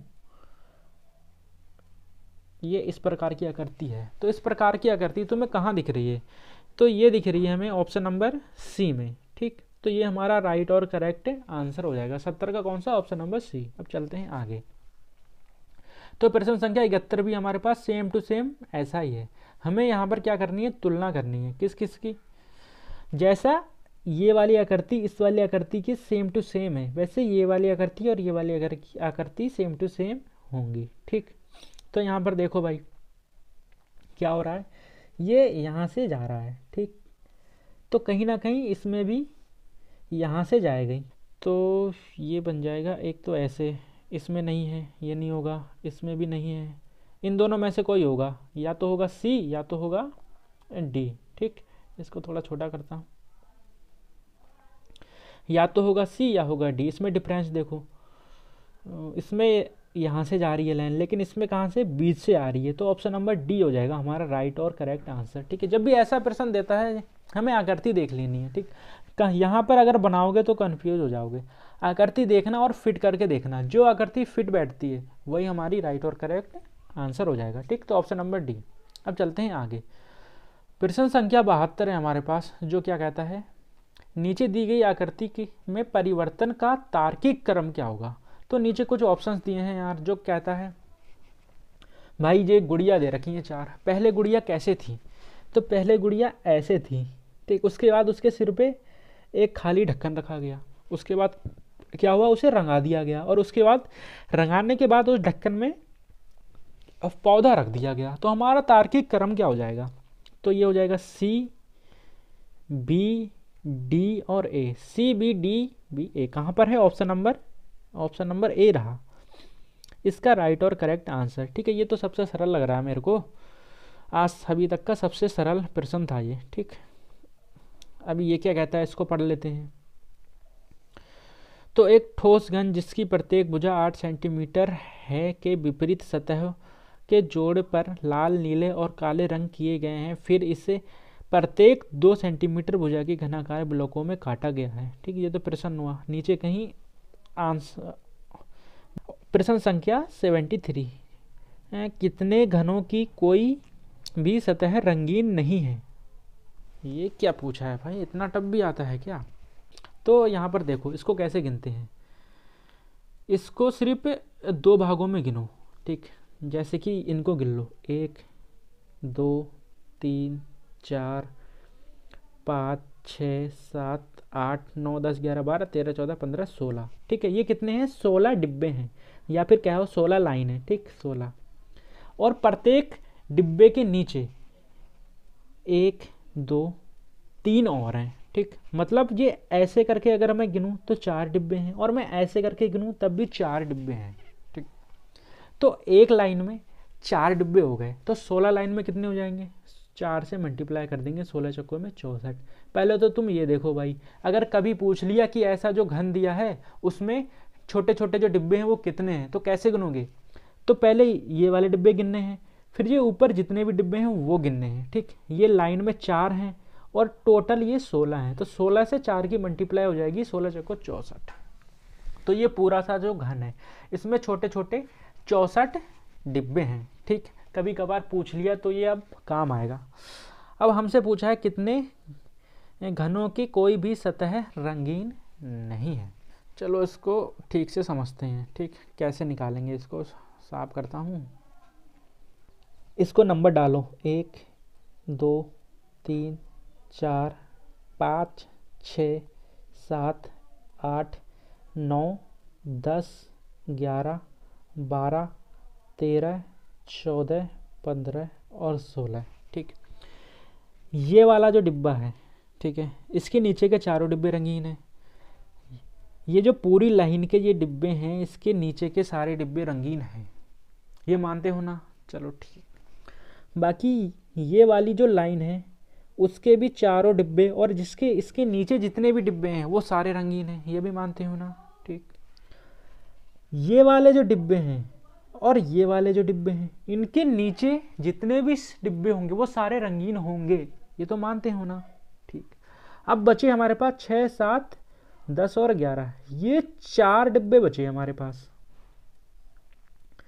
ये 4 डिब्बे बचे हमारे पास, और इनके नीचे भी 4 होंगे, तो कुल मिला के 16 डिब्बे अभी हमारे पास बचे हैं जिनको हमें नहीं गिना नहीं है। बाकी सभी डिब्बे रंगीन, उनको हमने हटा दिया। ठीक, तो 16 डिब्बे हमारे पास अभी बचे हैं। तो देखो ये ऊपर के 4 डिब्बे ये भी तो रंगीन है, और सेम जो सीट हमें छुपी रखी है, ठीक है, छुपा रखी है, इसके नीचे वाली सेम उसमें भी ये 4 डिब्बे होंगे जो कि रंगीन है, ठीक।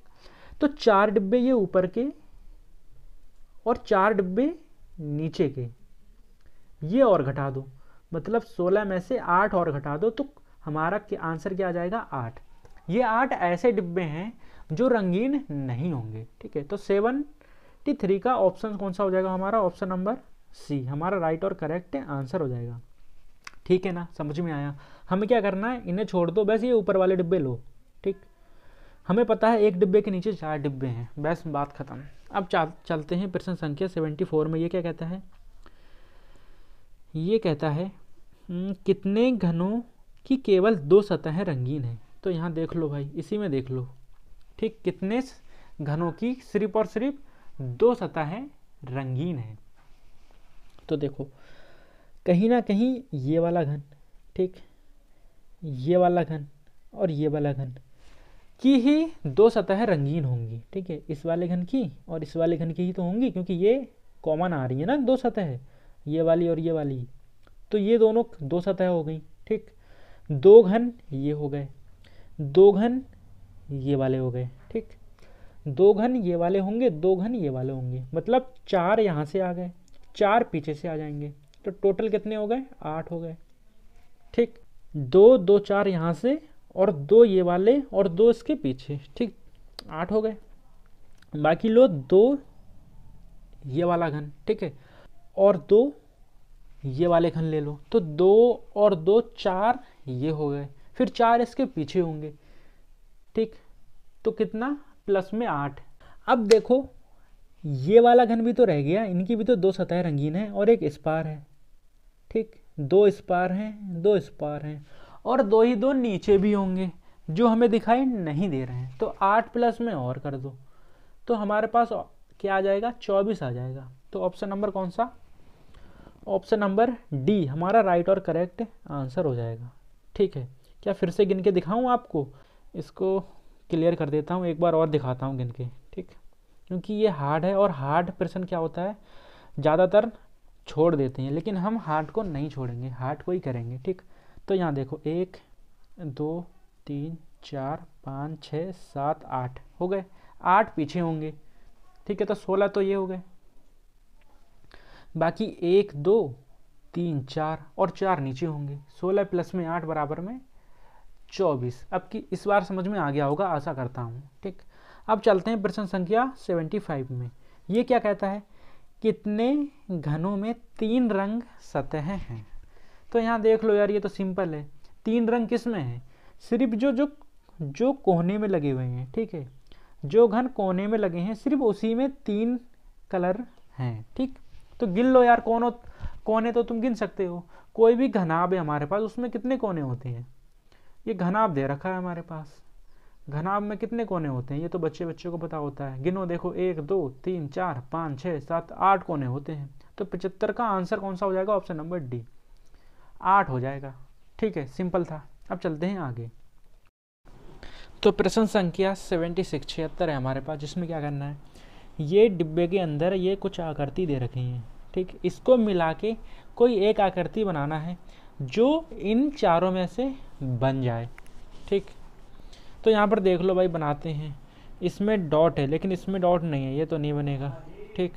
सेम उसी प्रकार इसमें 2 चतुर्भुज हैं लेकिन उस पर सिर्फ 1 है, तो ये भी नहीं बनेगा, ठीक। अभी इन दोनों में हमें तुलना करनी है, तो कर लो भाई।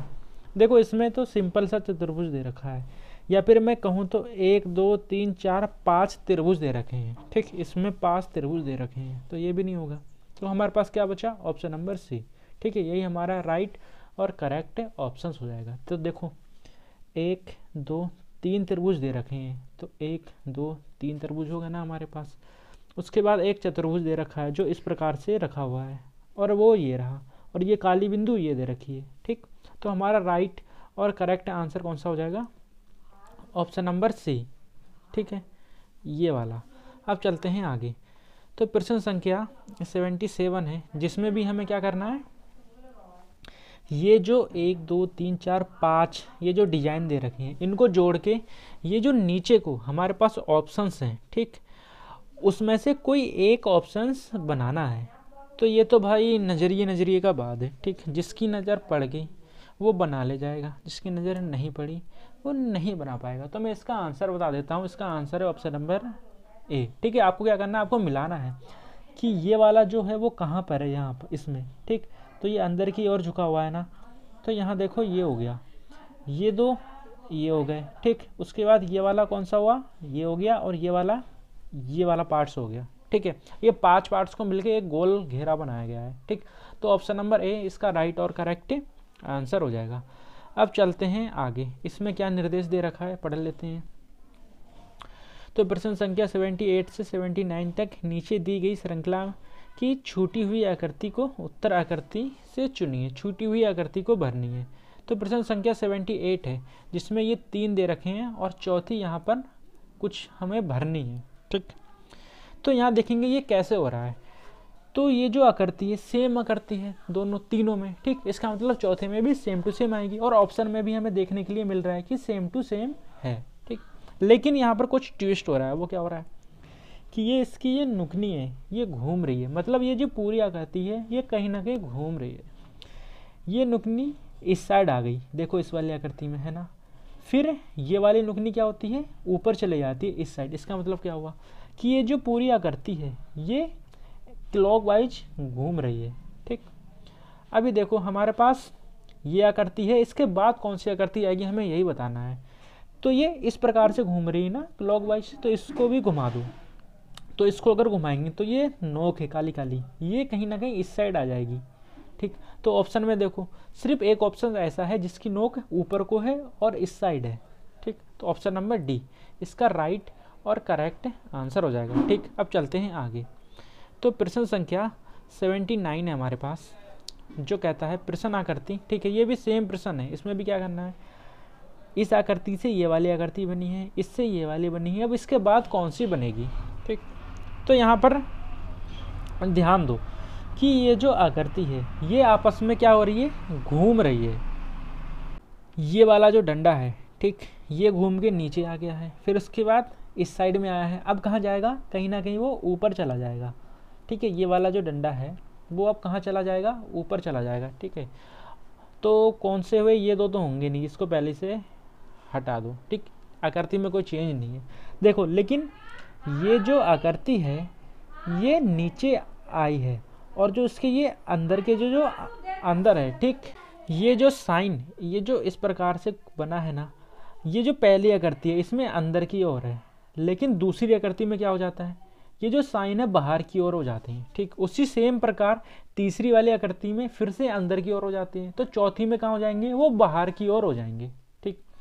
तो डंडा जो है वो ऊपर आएगा, कलर चेंज करता हूँ, डंडा जो है ऊपर आएगा, उसमें आकृति बनी हुई आएगी कुछ इस प्रकार से, और ये जो वाले ये जो डंडे हैं जो अंदर की ओर है, इस बार कहाँ होंगे, बाहर की ओर, तो कुछ इस प्रकार की आकृति बनेगी। तो ये कौन सी है, ऑप्शन नंबर ए इसका राइट और करेक्ट आंसर हो जाएगा, ठीक है। अब चलते हैं आगे। तो प्रश्न संख्या 80 है हमारे, ये चेंज होता है, यहाँ से पढ़ लेते हैं कि ये क्या कह रहा है। तो 80 से 81 तक निम्नलिखित प्रश्नों में दिए गए विकल्पों में से कौन सा सही विकल्प प्रशस्त चिन्ह के स्थान पर आएगा, ठीक है। अब इसे सॉल्व करते हैं। प्रश्न संख्या 80 है हमारे पास, इसमें क्या करना है, हमें संबंध बताना है कि ये वाला जो शब्द है किसी विशेष तरीके से इस वाले शब्द से जुड़ा हुआ है, इस वाले शब्द से, ठीक है। मतलब इस शब्द से ये वाला शब्द किसी विशेष तरीके से जुड़ा हुआ है, या फिर इस वाले शब्द से कोई तुलना वुलना करके ये वाला शब्द बनाया गया है, ठीक। तो हमें क्या करना है, सेम उसी प्रकार जैसी तुलना इन दोनों के बीच में हुई है, एक ऐसा शब्द यहाँ पर ढूंढना है जो इन दोनों की तुलना करें, तो सेम वही तुलना है जो इन दोनों के बीच में की गई है, ठीक। तो ये कैसे करेंगे, तो यहाँ देखो, यहाँ बी लिखा हुआ है, इसको मैं यहाँ लिख लेता हूँ, ठीक है। ऊपर नीचे लिखने पर आसानी से हमें क्या होता है समझ में आ जाता है, ADFG। तो यहाँ देखो बी से ए हो रहा है, ठीक, मतलब एक माइनस हो रहा है, तो हमारे पास क्या है PSV और वाई। तो यहाँ पर P से एक माइनस कर दो तो क्या आ जाएगा, पी से जब हम एक माइनस करेंगे, आपने ABCD पढ़ी होगी ना, कैसे होती है ABCDEFG, तो यहाँ पर A से B गया लेकिन B से A आ रहा है, मतलब एक माइनस हो रहा है, ठीक। तो यहाँ P से एक माइनस करो तो क्या आ जाएगा हमारे पास, P से एक माइनस करने पर तो वो तो आ जाएगा O, क्योंकि O के बाद P आता है, तो P से पहले क्या आएगा, O आ जाएगा। सेम उसी प्रकार E से D एक माइनस हो गया, G से F एक माइनस हो गया, F के बाद क्या आता है, G आता है, और J के बाद क्या आता है, K आता है, मतलब K से पहले J आता है। तो सेम उसी प्रकार माइनस कर लो, ठीक। तो या फिर ऐसे कह लो कि A से B, D से E, F से G, J से K, फिर हमें क्या इसमें तुलना करना पड़ेगा। तो पहले तो आ जाएगा O, अरे हमें आगे निकालने की ज़रूरत ही नहीं है, क्यों, क्योंकि हमें ऑप्शन नंबर B दिख गया, क्योंकि O जो है सिर्फ एक ही ऑप्शन में है, ठीक। तो आगे सॉल्व करो या ना करो, या फिर B पे सीधे टिक करके भाग जाओ आगे, ठीक। अब चलते हैं आगे। प्रश्न संख्या 81 है हमारे पास, जो कहता है, यहाँ दे रखा है K अपॉन में T, इसका मान कितना दे रखा है, 11 और 20, मतलब K का मान 11 दे रखा है और T का मान 20 दे रखा है, और J और R का मान पूछा है। तो ये कैसे करेंगे, तो अगर ABCD देखें तो A पहले स्थान में आता है, B दूसरे स्थान में आता है, तो इसी प्रकार जो K का स्थान होता है वो 11वें नंबर में आता है, ठीक है। जो K का स्थान है वो 11वें नंबर में आता है, और जो T का स्थान है वो 20 नंबर पे आता है, मतलब इनके जो स्थानीय वैल्यू है उनको रख दिया गया है। तो सेम इसी प्रकार अगर मैं कहूँ J, वो कौन से स्थान पे आता है, तो J का स्थानीय मान होता है कितना, 10, और R का कितना होता है, 18। तो ऑप्शन नंबर कौन सा सही हो जाएगा, 10 और 18, ठीक है। J का कितना, 10, R का 18, ऑप्शन नंबर A हमारा राइट और करेक्ट आंसर हो जाएगा, ठीक है। समझ में आ गया होगा। अब चलते हैं आगे। प्रश्न संख्या 82 है हमारे पास, जो क्या कहता है, 82 से 83 तक नीचे दिए गए पैटर्न में प्रश्न चिन्ह के स्थान पर क्या आएगा, ठीक है। ये हमें पैटर्न दिया है, ठीक। 82 में ये हमें पैटर्न दिया है, और हमसे क्या पूछा है कि ये जो पैटर्न है इसमें ये जो क्वेश्चन मार्क है इसके जगह पे क्या आएगा। तो इसमें हमें क्या तुलना करनी पड़ती है, ये आकृति 1 है, ये 2 है, ये 3 है, इनकी आपस में तुलना करनी पड़ती है। जिस प्रकार यहाँ पर 20 आया है उसी प्रकार यहाँ पर 90 आया है, और उसी प्रकार हमारे पास ये जो संख्या गायब है वो संख्या आएगी। तो यहाँ देख लेते हैं यहाँ क्या हो रहा है। तो अगर मैं इसमें जुगाड़ लगाऊं, ये पहली संख्या है 2, इसका कर दूं स्क्वायर, प्लस दूसरी संख्या है 4, इसका भी कर दूं स्क्वायर, तो हमारे पास तीसरी संख्या आ जाती है जो कि नीचे है, कौन सी, 20। तो देखो 2 का स्क्वायर 4 हो जाता है, और 4 का स्क्वायर कितना हो जाता है, 16, और इनको जोड़ेंगे तो कितना आ जाएगा, 20। सेम उसी प्रकार यहाँ पर, ठीक है। 3 का स्क्वायर कितना होता है, 3 3 9, और 9 का स्क्वायर 9 9 81, ठीक है। इनको जोड़ेंगे तो हमारे पास कितना, 90 आ जा रहा है। तो हमें इस वाली आकृति में बताना है, तो इस वाली आकृति में बता दो, 1 का स्क्वायर 1, प्लस में 5 का स्क्वायर 25, और बराबर में इनको प्लस करो कितना आ जाएगा, 26 आ जाएगा, ठीक है।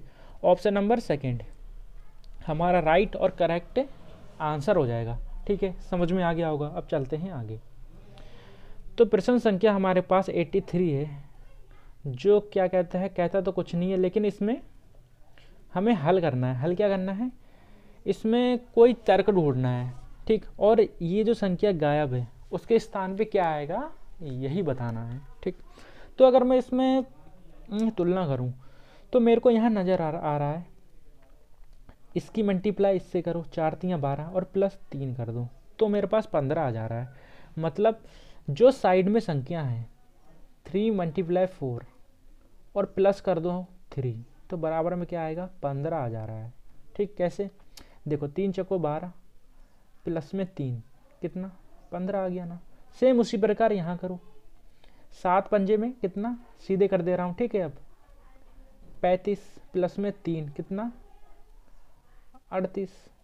सेम उसी प्रकार नीचे वाली लाइन में आ जाओ, हमारे पास क्या है, 3 है, मल्टीप्लाई करनी है 5 से और प्लस करना है 3, तो बीच वाली संख्या हमारे पास निकल आएगी जो कि गायब है। कितना आएगा, 5 या 15, 3 कितना, 18, ठीक है। तो ऑप्शन नंबर बी हमारा राइट और करेक्ट आंसर हो जाएगा, ठीक है। 83 का ऑप्शन नंबर बी। अब चलते हैं आगे। तो प्रश्न संख्या 84 है हमारे पास, जिसमें थोड़ा सा निर्देश पढ़ने पड़ेंगे, तो पढ़ लो भाई कि 84 से 86 तक प्रत्येक प्रश्न में 4 विकल्प दिए गए हैं, जिनमें से 3 विकल्प किसी न किसी प्रकार से समान हैं और एक विकल्प भिन्न है, तो भिन्न का चयन करो। तो जो भिन्न है, ठीक है, 3 एक समान होंगे, चौथा भिन्न होगा, तो उसी का मान बताना है। तो यहाँ देखो क्या दिया है, ऋग्वेद, यजुर्वेद, अथर्ववेद और आयुर्वेद। देखो हमने, अगर तुमने जीएस पढ़ी होगी, तुम्हें पता होगा 4 वेद होते हैं, उनमें से 3 यहाँ दे रखा है, ठीक है। क्या आयुर्वेद तुमने सुना है? आयुर्वेद क्या तुमने सुना है? इसमें से एक वेद गायब है, कौन सा गायब है? सामवेद, ठीक है। 3 वेद ये दे रखे हैं, सामवेद थोड़ा सा गायब कर रखा है, मतलब ये 3 तो वेद हो गया, तो अलग कौन सा हो गया? ऑप्शन नंबर डी, ये क्या हो गया? अलग हो गया, ठीक। अब चलते हैं आगे। प्रश्न संख्या 85 है हमारे पास, जिसमें भी हमें क्या बताना है? अलग बताना है। तो यहाँ देखो, ज्यामिति, बीजगणित, त्रिकोणमिति और ये गणित, ये जो ऊपर के 3 दिए हैं, ये गणित के पार्ट्स हैं, गणित के भाग हैं, मतलब गणित के अंदर आते हैं, और ये पूरा गणित दे रखा है। इसका मतलब अलग क्या हो जाएगा? ऑप्शन नंबर डी, गणित जो है हमारा अलग हो जाएगा, ठीक। अब थोड़ा आगे चलते हैं। 86 में भी क्या बताना है? अलग बताना है हमें। तो यहाँ देखो ऑप्शन नंबर ए है प्लासी, हल्दीघाटी, पानीपत और सारनाथ। अगर ध्यान दिया हो तो ये 3 जो है ऊपर के, वो क्या है? युद्ध स्थल हैं, जहाँ पर बड़े बड़े युद्ध किए गए हैं, ठीक। और सारनाथ ये क्या है? ये तो कोई धर्म स्थल है, और बाकी ये ऊपर के क्या है? ये तो युद्ध स्थल हैं। तो अलग कौन सा हो जाएगा? वो हो जाएगा ऑप्शन नंबर डी, ठीक है, सारनाथ। 86 का डी। अब आते हैं 87 में, ठीक है। 87 हमारा ये रहा, ये खुला पासा दे रखा है। इसमें क्या कहता है देखते हैं, थोड़ा छोटा कर लेता हूँ।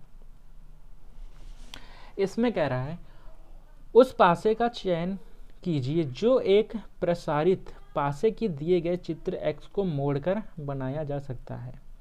तो इससे पहले भी एक पासा आया था और मैंने बताया था कि एक डिब्बा छोड़कर दूसरे डिब्बा एक दूसरे के अपोजिट होता है। तो मैं अगर कहूँ ये जो 2 है, इसके अपोजिट कौन सी संख्या होगी? तो बीच का एक डब्बा छोड़ना है, उसके बाद वाला डब्बा इसके अपोजिट होगा, मतलब 2 के अपोजिट हो जाएगा क्या? 3, ठीक। बाकी ये 5 के अपोजिट कौन सा डिब्बा होगा? तो इसके बीच का एक डिब्बा छोड़ना है और आ जाना है ऊपर, कौन सा? 1। इसका मतलब क्या हुआ? 5 के अपोजिट 1 होगा, ठीक है।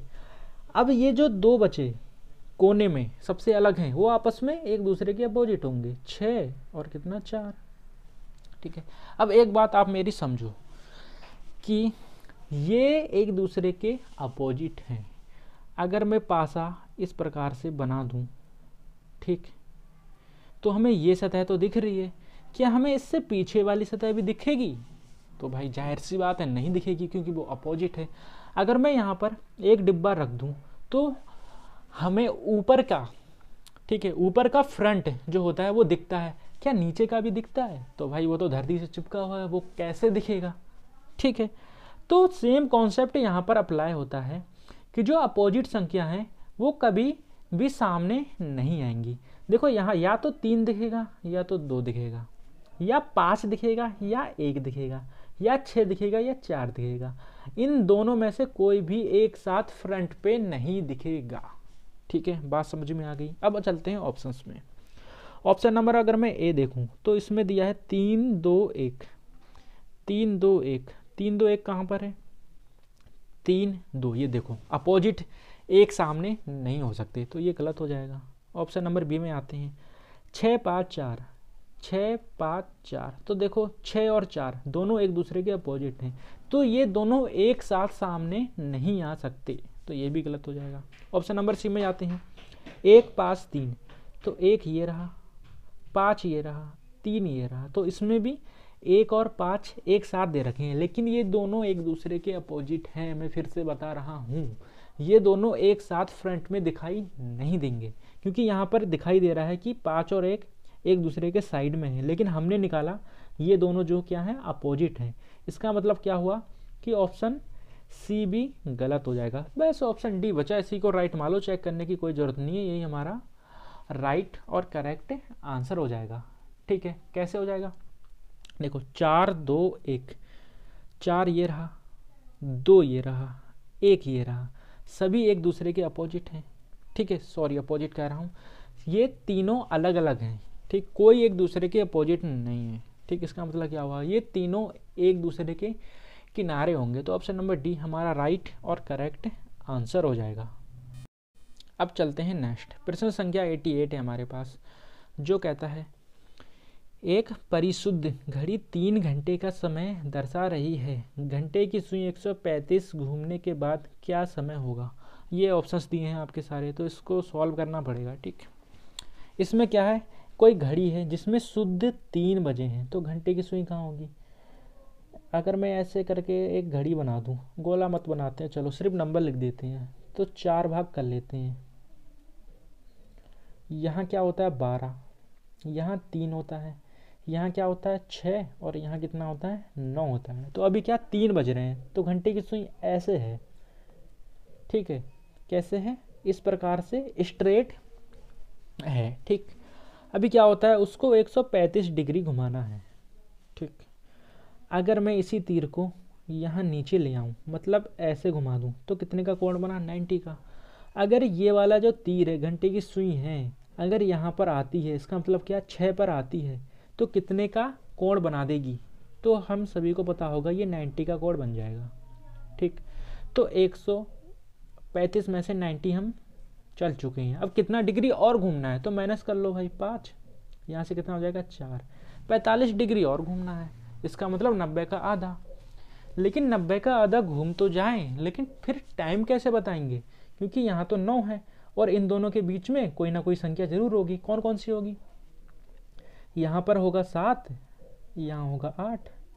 ठीक है, तो टाइम कैसे बताएं, तो मैं आपको बता देता हूँ कि जो घंटे होते हैं उनके बीच में जो घंटे वाली सुई होती है वो कितने डिग्री का कोण बनाती है, 30 डिग्री का कोण बनाती है।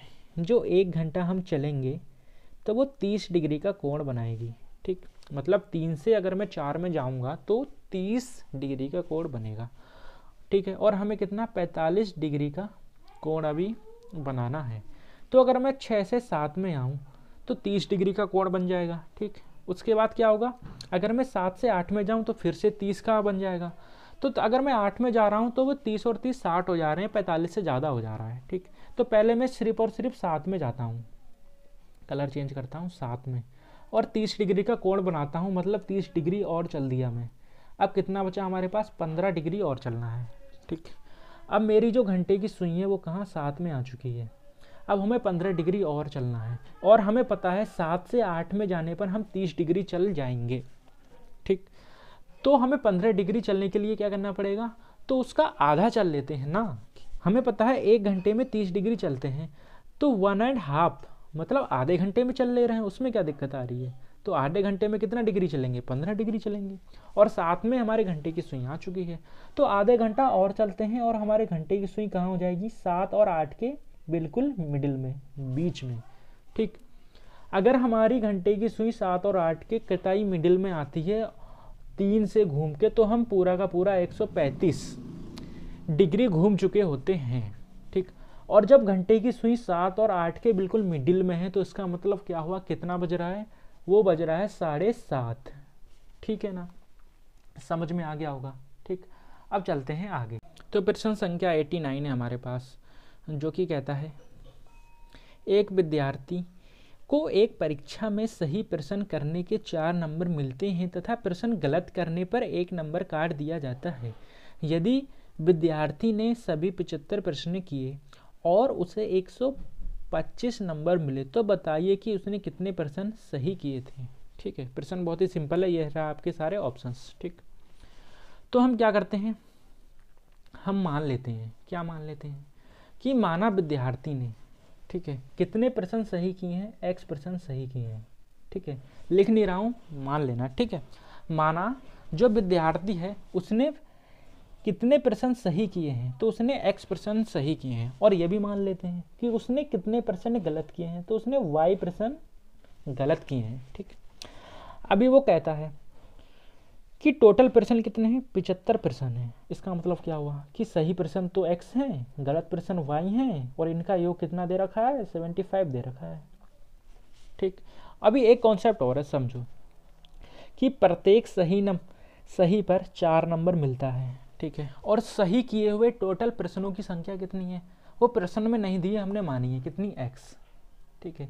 तो टोटल सही प्रश्नों में मिले गए अंक कितने हो जाएंगे, तो वो तो हो जाएंगे 4x, ठीक है ना। समझ में आया? कैसे बताऊं एग्जाम्पल से? चलो बताता हूं।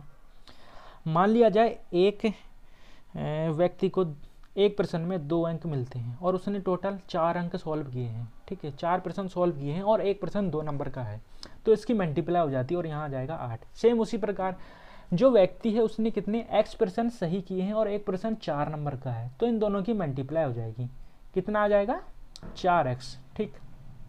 अभी और देखो कि प्रत्येक गलत प्रश्न में 1 नंबर कटता है, ठीक। और उसने प्रश्न कितने गलत किए हैं, y प्रश्न गलत किए हैं। इसका मतलब क्या हुआ कि उसके y नंबर माइनस हुए होंगे और टोटल उसके नंबर हैं कितने, 125 हैं, ठीक। तो एक समीकरण ये बन गई। तो दोनों को सॉल्व कर दो, यहाँ लग दो 4x माइनस में y बराबर में 75 सॉरी कितना है 125, 125। इसको सॉल्व कर दो, आंसर यहीं पर आ जाएगा 125, ठीक। यहाँ से देखो ये प्लस में है, ये माइनस में, कैंसिल हो जाएगा, ये जुड़ जाएंगे, कितना आ जाएगा 5x बराबर में कितना आ जाएगा, इसको जोड़ लो, 5 5 10 का 0 हासिल लगा 1, 7 3 10 का 0 हासिल लगा 1, 200 हो जाएगा। यहाँ से x का मान निकल जाएगा कितना, 5x बराबर में 200 दे रखा है, x का मान कितना आ जाएगा, 5 से ये कट जाएगा, कितना 40 आ जाएगा। और यही हमें निकालना था, क्या, कितने % सही किए हैं, x % हमने क्या माना था कि सही प्रश्न कितने हैं, x, और x की वैल्यू कितनी आई 40। तो प्रश्न ऑप्शन नंबर बी हमारा राइट और करेक्ट आंसर हो जाएगा, ठीक है ना। अब चलते हैं आगे। तो प्रश्न संख्या 90 है हमारे पास, जो कहता है, इसको थोड़ा सा जूम कर लेते हैं। प्रश्न संख्या 90 है हमारे पास, जो कहता है 21 लड़कियों की एक पंक्ति में जब मोनिका 4 स्थान दाएं और खिसकती है तो वह बाएं सिरे से 12वीं हो गई। पंक्ति के दाएं सिरे से उसकी इस पहली स्थिति क्या थी। ये रहे आपके सारे ऑप्शंस। तो इसमें कुछ नहीं है, बस थोड़ा सा दिमाग लगाना है, ठीक है। तो प्रश्न क्या था, टोटल लड़कियों की संख्या कितनी है, 21 है, ठीक। जब मोनिका 4 स्थान, ठीक है, दाएं खिसक जाती है तो बाएं सिरे से, बाएं सिरा कौन सा होता है, ये हो गया, ठीक है, लिख देता हूँ यहाँ पर, बायां, दायां कौन सा होता है, ये होता है, ठीक। तो बाएं सिरे से उसका स्थान कौन सा हो जाता है, 12वां हो जाता है, जब वो 4 स्थान दाएं खिसकती है, ठीक। इसका मतलब पहले वो कहाँ बैठी होगी, तो कहीं ना कहीं पहले वह 1 2 3 1 2 3 4, ठीक है, यहाँ बैठी होगी, ठीक है। मोनिका कहाँ बैठी होगी, यहाँ पर। अब वो जब 4 स्थान दाएं खिसकी तो 1 2 3 4, अब वो यहाँ आ चुकी है, ठीक है। और जहाँ उसका स्थान बाएं तरफ से कौन सा है, 12वां है, ठीक। तो पंक्ति के दाएं सिरे से उसकी स्थिति क्या होगी, तो जब यहाँ तक 12 लड़कियां बैठी हैं तो इसके बाद कितनी लड़कियां बैठी होंगी, भाई ये भी तो निकाल सकते हैं हम। तो यहाँ पर देखो टोटल लड़कियां हैं 21 और यहाँ तक 12 लड़कियां बैठ चुकी हैं, तो उसके बाद कितनी बैठेंगी, तो 21 में से माइनस कर दो 12, कितना आ जाएगा, ये आ जाएगा 9। मतलब इस लाइन से इस तरफ, ठीक है, दाएं की ओर जाने पर हमें 9 लड़कियां और मिल जाएंगी, ठीक है। ये माइनस करने पर 9 आएगा, ठीक। अब हमसे पूछता है कि पंक्ति के दाएं सिरे से उसकी पहली स्थिति, मतलब ये जो लाइन है ये वाली स्थिति बतानी है, कहाँ से, इस सिरे से यहाँ जाने पर, इस साइड जाने पर, ठीक। तो इस लाइन से इस तरफ 9 लड़कियां हैं, मतलब ये जो लड़की है, ये वाली लड़की जो बैठी है उसका स्थान 9 है, ठीक। अब ये वाला स्थान बताना है, तो ये तो अब गिनते से हो जाएगा, ठीक है, गिन के हो जाएगा।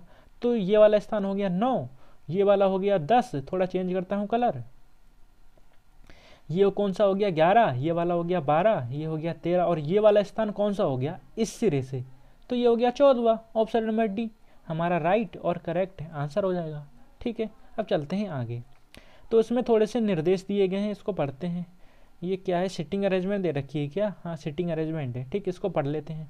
तो ये कहता है कि प्रश्न संख्या 91 से 93 तक निम्नलिखित सूचना को ध्यान से पढ़िए, दिए गए प्रश्नों का उत्तर दीजिए। सूचना ये रही हमारी, ठीक है, इसको बैठाना है हमें। तो देखो ये क्या कहता है, पढ़ लेते हैं, या आप पढ़ लो इसको, मैं साथ साथ में सॉल्व करते जाता हूँ, ठीक है, पढ़ते हुए सॉल्व करते जाता हूँ। तो उसमें क्या है, एक निश्चित संख्या में कुछ व्यक्ति एक पंक्ति में बैठते हैं तब तथा सभी का मुख उत्तर की ओर है। रंजन पंक्ति के बाएं छोर से चौथे स्थान पर बैठता है। मैं सॉल्व करते जा रहा हूँ, ठीक है। तो जब भी सिटिंग अरेंजमेंट आएगा सिंगल लाइन वाला, तो सबसे पहले आपको क्या करना है, आपको 2 लाइन बनानी है, पहली लाइन और ये दूसरी लाइन, हमेशा 2 लाइन बनानी है हमें, ठीक है। इससे क्या होता है, प्रश्न जल्दी सॉल्व हो जाता है, ठीक।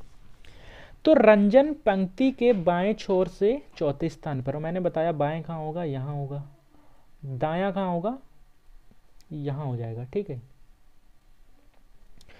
तो बाएं छोर से चौथे स्थान पे पहला स्थान, दूसरा स्थान, तीसरा स्थान, चौथा स्थान, यहाँ कौन बैठा होगा, यहाँ बैठा होगा रंजन, ठीक है। आर लिख देता हूँ। दोनों लाइनों को साथ साथ में ले जाना है, 1 2 3 4, ठीक है। दोनों लाइनों को क्या करना है, साथ साथ में ले जाना है। फिर कहता है रंजन तथा सीमा के बीच 2 व्यक्ति बैठते हैं। यहाँ तक पढ़ लिया हमने, रंजन तथा सीमा के बीच 2 व्यक्ति बैठे हैं, तो भाई बैठा दो। 2 लाइन हमने क्यों बनाई है, इसीलिए बनाई है। देखो इसमें बैठा दो कि रंजन और जो सीमा है उसके बीच 2 व्यक्ति हैं, तो ये तो रंजन हुआ। 2 व्यक्ति बैठा दो, यहाँ से क्या होगी, यहाँ सीमा होगी, ऐसे लिख दो, ठीक। और इस वाली लाइन में यहाँ बैठा दो सीमा को, ठीक है। 2 ही तो कंडीशन बनेंगी, या तो रंजन के इस साइड बैठी होगी सीमा, ठीक है, इस साइड, या तो रंजन के इस साइड बैठी होगी। तो हमने दोनों को ले लिया, ठीक है, इसीलिए मैंने 2 लाइन आपसे बनवाई थी, ठीक। अब आगे पढ़ते हैं। पूजा सीमा के तुरंत दाएं बैठती है, और जो पूजा है ये जो सीमा है इसके दाएं बैठेगी, तो दाएं कहाँ हो जाएगा, ये हो जाएगा, ठीक। इसको लिख देते हैं पी, पूजा को लिख दिया पी, और ये है सीमा, इसके दाएं बैठती है, मतलब यहाँ बैठी होगी कहीं ना कहीं, ठीक। दोनों को एक साथ हमें रन करना है, ठीक, एक साथ ले जाना है। आगे पढ़ते हैं। जितने व्यक्ति पूजा व सीमा के बीच बैठे हैं उतने ही व्यक्ति दिनेश और पूजा के बीच बैठे हैं। तो देख लो यार, पूजा और सीमा के बीच कितने हैं, तो एक भी नहीं है, मतलब दोनों आपस में चिपकी हुई बैठी हुई हैं, ठीक। तो दिनेश कहाँ गया, उतने ही व्यक्ति दिनेश और पूजा, मतलब दिनेश और जो पूजा है वो भी एक दूसरे से चिपके हुए बैठे हुए हैं, ठीक है। तो पूजा कहाँ है, पूजा तो ये बैठी हुई है, और इसके साइड में सीमा बैठी हुई है। तो इसका मतलब क्या हुआ, जो दिनेश है वो कहीं ना कहीं इस साइड बैठा हुआ होगा। एक देखो, पूजा के एक साइड तो सीमा बैठी है, अभी दूसरी साइड खाली बची है, तो यहाँ पर बैठ जाएगी कौन, दिनेश बैठ जाएगा, डी लिख देते हैं, ठीक। ये पूजा है, इसके साइड में यहाँ पर कौन बैठ जाएगा, दिनेश बैठ जाएगा, ठीक। अभी देखो आगे और पढ़ते हैं। दिनेश रंजन के बाएं नहीं है, रंजन के बाएं नहीं है, ठीक है, नहीं है। तो देखो रंजन कहाँ बैठा है, ये है। अगर हम ये वाले लाइन देख रहे हैं, ठीक है, ये वाला लाइन देख रहे हैं, तो हम देख पा रहे हैं कि रंजन के बाएं बैठा है दिनेश, लेकिन प्रश्न इनको साफ साफ मना कर रहा है कि रंजन के बाएं दिनेश नहीं बैठा है। इसका मतलब क्या हुआ कि ये वाली जो लाइन है हमारी गलत हो जाती है, ये वाली लाइन अब हमारी सही हो चुकी है। अब इसको हमें भूल जाना है, ठीक है, इस वाली लाइन को नहीं देखना है। और यहाँ देखो रंजन के बाएं कोई नहीं बैठा है ना, और यहाँ पर कहता है कि रंजन के बाएं दिनेश नहीं बैठा हो, ठीक। इसका मतलब क्या हुआ कि ये वाली लाइन हमारी सही हो गई। अब जो भी हम आंसर देंगे वो इस वाली लाइन के अकॉर्डिंग देंगे। हमारी सिटिंग अरेंजमेंट बैठ चुकी है। अब देखते हैं प्रश्न हमसे क्या पूछता है। तो प्रश्न हमसे पूछ रहा है, प्रश्न संख्या 91 है कि रंजन और दिनेश के बीच कितने व्यक्ति बैठे हैं। रंजन और दिनेश, तो यहाँ देख लो भाई, रंजन कहाँ है, रंजन तो ये रहा, दिनेश कहाँ है, वो ये रहा। इनके बीच में कितने व्यक्ति हैं, तो गिन लो, 1 2 3 4, 4 व्यक्ति बैठे हैं रंजन और दिनेश के बीच। तो ये हो जाएगा ऑप्शन नंबर सी हमारा राइट और करेक्ट आंसर, ठीक। अब आगे चलते हैं। प्रश्न संख्या 92 है, जो पूछता है हमसे रंजन के सापेक्ष पूजा का स्थान का क्या है, ठीक है। तो देख ले रहे हैं भाई, रंजन के सापेक्ष पूजा का स्थान, रंजन कहाँ है, ये रहा, पूजा कहाँ है, ये रहा। तो रंजन के सापेक्ष, तो रंजन से 1 2 3 4, 4 स्थान, तो रंजन के 4 स्थान दाएं कौन है, पूजा है, तो दाएं से चौथा ये रहा, ऑप्शन नंबर डी हमारा राइट और करेक्ट आंसर हो जाएगा, ठीक है। 92 का डी हो जाएगा। हम चलते हैं आगे। प्रश्न संख्या 93 है, जो कहता है पंक्ति में कुल कितने व्यक्ति बैठे हैं। तो गिन लो भाई, गिनने में क्या जा रहा है, सिटिंग अरेंजमेंट तो हमने बनाई दी है। तो इसमें हो जाएगा 1 2 3 4 5 6 7 8 9, पंक्ति में कितने, 9 व्यक्ति बैठे हैं। अब दे दो भाई इसका आंसर, ऑप्शन प्रश्न संख्या 93, ठीक है, 9 कहाँ रहा, ये रहा प्रश्न ऑप्शन नंबर ए इसका राइट और करेक्ट आंसर हो जाएगा। ठीक, अब चलते हैं आगे। क्वेश्चन चेंज हो रहा है यहाँ से। ठीक है, कौन सा 94, इसको पढ़ते हैं। ये क्या कह रहा है, वंडरफुल। ठीक है, वंडरफुल शब्द के अक्षरों को वर्णमाला के क्रम में क्रमबद्ध किया जाने पर कितने अक्षरों के स्थान अपरिवर्तित रहेंगे। ठीक, ये जो वंडरफुल लिखा हुआ है, ठीक है, कभी कभी ऐसे शब्द लिख देते हैं जिनकी कोई मीनिंग नहीं होती। ठीक, तो ये जो शब्द लिखा हुआ है इसको अंग्रेजी वर्णमाला के क्रम के अनुसार लिखना है। मतलब कैसे कि जैसे अंग्रेजी वर्णमाला में पहले ए आता है, तो इस शब्द में अगर कहीं पर भी ए आया है तो उसे वहाँ से उठा के पहले स्थान पर हम रख देंगे। ठीक, तो रख लेते हैं भाई, देख लेते हैं कौन कौन सी संख्या आ रही है जिसको हम पहले लिखेंगे। ठीक, 94 वाला है ना। ठीक, तो यहाँ देखेंगे ए तो है नहीं, बी सी डी है, यहाँ पर डी लिख लो, थोड़ा दूर दूर लिख लो। ठीक है, ए बी सी डी, फिर क्या आता है, ई है यहाँ पर। ठीक है, ये रहा ए बी सी डी ई, अब आ जाएगा एफ। ठीक, फिर जी नहीं है, एच नहीं है, आई, फिर एल है इसमें। ठीक है, एल, फिर आ जाता है एन, ओ है इसमें। ठीक, इसको ऊपर करूँ। ठीक, ओ के बाद क्या है, आर है, यू है, डब्लू है। मैंने इसको क्या किया, अंग्रेजी वर्णमाला के क्रम के अनुसार लिख लिया। ठीक, अब सेम टू सेम इसको उठाओ और इसके नीचे लिख दो भाई। क्या लिखा है, डब्लू लिखा है, ओ एन, ओ है। ठीक है, N D E R F U L. अब इनको मिलान कर लो कि कौन सा अक्षर का स्थान परिवर्तन नहीं हुआ है। तो डी के जगह पे डब्लू आ चुका है, सॉरी डब्लू की जगह पे डी आ चुका है। ठीक है, सेम सेम सेम सभी का स्थान परिवर्तन हो गया है, सिर्फ और सिर्फ यू को छोड़कर। ठीक, तो यही बताना था हमें कि कितने का स्थान अपरिवर्तित रहेगा। तो हमारा यहाँ से हो जाएगा ऑप्शन नंबर एक, ऑप्शन नंबर ए। ठीक है, एक सिर्फ और सिर्फ यू का स्थान अपरिवर्तित रहेगा। अब चलते हैं आगे। प्रश्न संख्या 95 है हमारे पास, जो कहता है कौन सा विकल्प नीचे दिए गए विकल्पों का सार्थक क्रम दर्शाता है। सार्थक क्रम मतलब इसको क्रम से लगाना है, वैसे यही समझो। तो यहाँ कुछ दे रखे हैं हमें, उपन्यास, लेखक, पुरस्कार, कथानक और ये प्रकाशित। ठीक, तो पहले क्या होता है, ये जो 5 हमें ऑप्शंस दिए हैं, ऑप्शंस नहीं, ये क्या कहते हैं, कुछ ये जो शब्द दिए हैं इनमें से सबसे पहले क्या आता है। तो देखो सबसे पहले क्या आता है, सबसे पहले भाई लेखक आएगा। लेखक के बाद क्या होगा, जब लेखक आएगा तो वो क्या करेगा, कथनक करेगा, मतलब पहले 2 आएगा, फिर वो क्या करेगा, कथनक, मतलब 4। ठीक है, कथनक का मतलब क्या कि वो कथा करेगा या फिर अपनी रचना करेगा। ठीक है, तो पहले तो आएगा ये वाला, फिर आएगा ये। जब उसकी कथनक मतलब रचना जब पूरी हो जाएगी तो वो क्या कहलाएगी, उपन्यास कहलाती है, फिर यहाँ 1 आ जाएगा। ठीक है, जब वो उपन्यास कहला गई, ठीक है, तो उसको फिर प्रकाशित करना पड़ेगा, तो यहाँ से 5 आ जाएगा। जब वो प्रकाशित हो गई, ठीक है, विश्व प्रख्यात हो गई, तो फिर उसे क्या पुरस्कार दिया जाएगा, तो यहाँ 3 आ जाएगा। तो 2 4 1 5 3 कहाँ है, 2 4 1 5 3, ये रहा ऑप्शन नंबर सी, ये हमारा राइट और करेक्ट आंसर हो जाएगा। ठीक, अब चलते हैं आगे। प्रश्न संख्या 96 है हमारे पास, जो कहता है यदि किसी सांकेतिक भाषा में क्लोज का कोड MQVI लिखा जाता है तो उसी संकेत भाषा में GAIN का कोड क्या होगा। ठीक, तो जब भी ऐसा कोड वाला प्रश्न आता है और आप मतलब आप ऐसे इसको नहीं कर पाते हो, मतलब क्वेश्चन में देख के आपके दिमाग की बत्ती नहीं जलती है, तो हमें क्या करना है, ये जो है LOSE इसका कोड ये दे रखा है ना, इसको नीचे लिख लो MQVI। अब यहाँ से देखने में तुलना करने में आसानी हो जाती है। ठीक है, हमें निकालना किसका है, GAIN का हमें निकालना है। ठीक, तो यहाँ से देखो L से M हो रहा है। ठीक, L से M मतलब +1 हो रहा है। ठीक, +1, OPQ मतलब +2 हो रहा है। ठीक है, O से Q में जाएंगे तो +2, फिर S से अगर मैं V में जाऊँ STUV प्लस कितने का हो रहा है, 3 का प्लस हो रहा है। और अगर मैं यहाँ पर आऊँ तो मैं देख पा रहा हूँ 4 का प्लस हो रहा है। ठीक है, E से I में आने पे 4 का प्लस हो रहा है। सेम उसी प्रकार यहाँ कर देंगे, +1 कर देंगे, +2 करेंगे, यहाँ 3 कर देंगे, यहाँ 4 कर देंगे, तो कितना आ जाएगा, तो ABCDEFG के बाद क्या आता है, H आ जाएगा यहाँ पर। यहाँ क्या आ जाएगा, ए बी और सी आ जाएगा, ठीक है। और यहाँ कितना आ जाएगा, एल आ जाएगा, ठीक।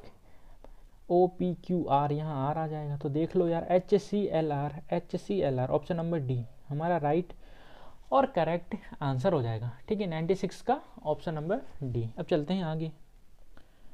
तो प्रश्न संख्या 97 है हमारे पास, जो कहता है निम्न श्रृंखला में प्रश्न चिन्ह के स्थान पर क्या आएगा। ये एक श्रृंखला दे रखी है, ठीक है, और ये सारे ऑप्शंस हैं। तो यहाँ पर देखो कुछ ना कुछ ट्रिक लग रही होगी, ठीक, लगा के देखो अपने आप।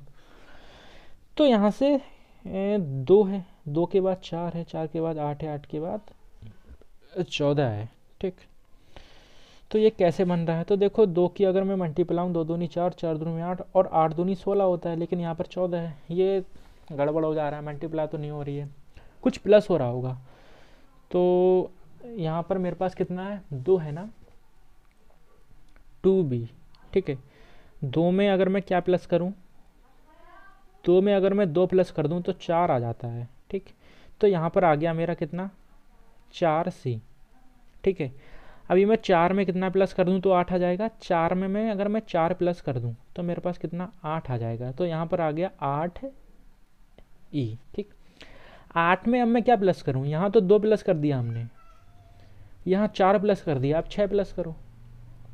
अगर मैं 8 में 6 प्लस करूँ तो हमारे पास 14 आ जा रहा है। हाँ यार, ये तो वर्क कर रहा है, ठीक। कितना, 14h।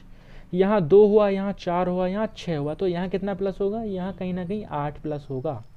और 14 में अगर मैं 8 प्लस करूँगा तो मेरे पास कितना आ जाएगा, 8 4 12 होता है, 22 आ जाएगा। तो कहीं ना कहीं यहाँ पर, ठीक है, हमारे पास क्या आ जाएगा, 22 आ जाएगा, ठीक है। 22 तो 2 जगह है, यहाँ भी है, यहाँ भी है, ये दोनों तो होंगे नहीं। अब देखो पीछे क्या आएगा, तो यहाँ देखो बी से सी हो रहा है, ठीक है, ए बी सी, फिर डी ई, यहाँ से +1 +2 A B C D E F G H, +3 हो रहा है। अब यहाँ से जाने पे प्लस क्या हो जाएगा, 4 हो जाएगा। तो एच में +4, मतलब 4 स्थान आगे चले जाओ, आई जे के आ जाएगा, ठीक है।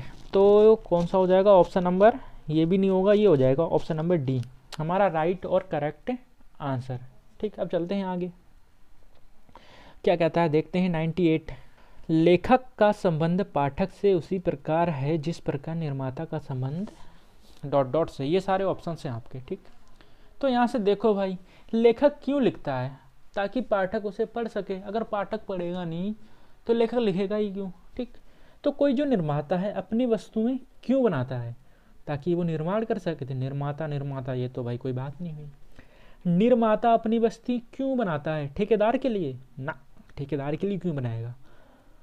तो जो निर्माता होता है अपनी वस्तुएं उपभोक्ता, मतलब जिसे उस वस्तु की ज़रूरत होती है, जो उसने निर्माण किया है उसकी ज़रूरत है, मतलब उपभोक्ता के लिए बना। जैसे कि लेखक जो लिखता है उसे पाठक पढ़ता है, उसी प्रकार निर्माता जो भी बनाता है उसे उपभोक्ता क्या करता है, ग्रहण करता है, ठीक। तो ऑप्शन नंबर सी इसका राइट और करेक्ट आंसर हो जाएगा। अब चलते हैं आगे, 99, ठीक है।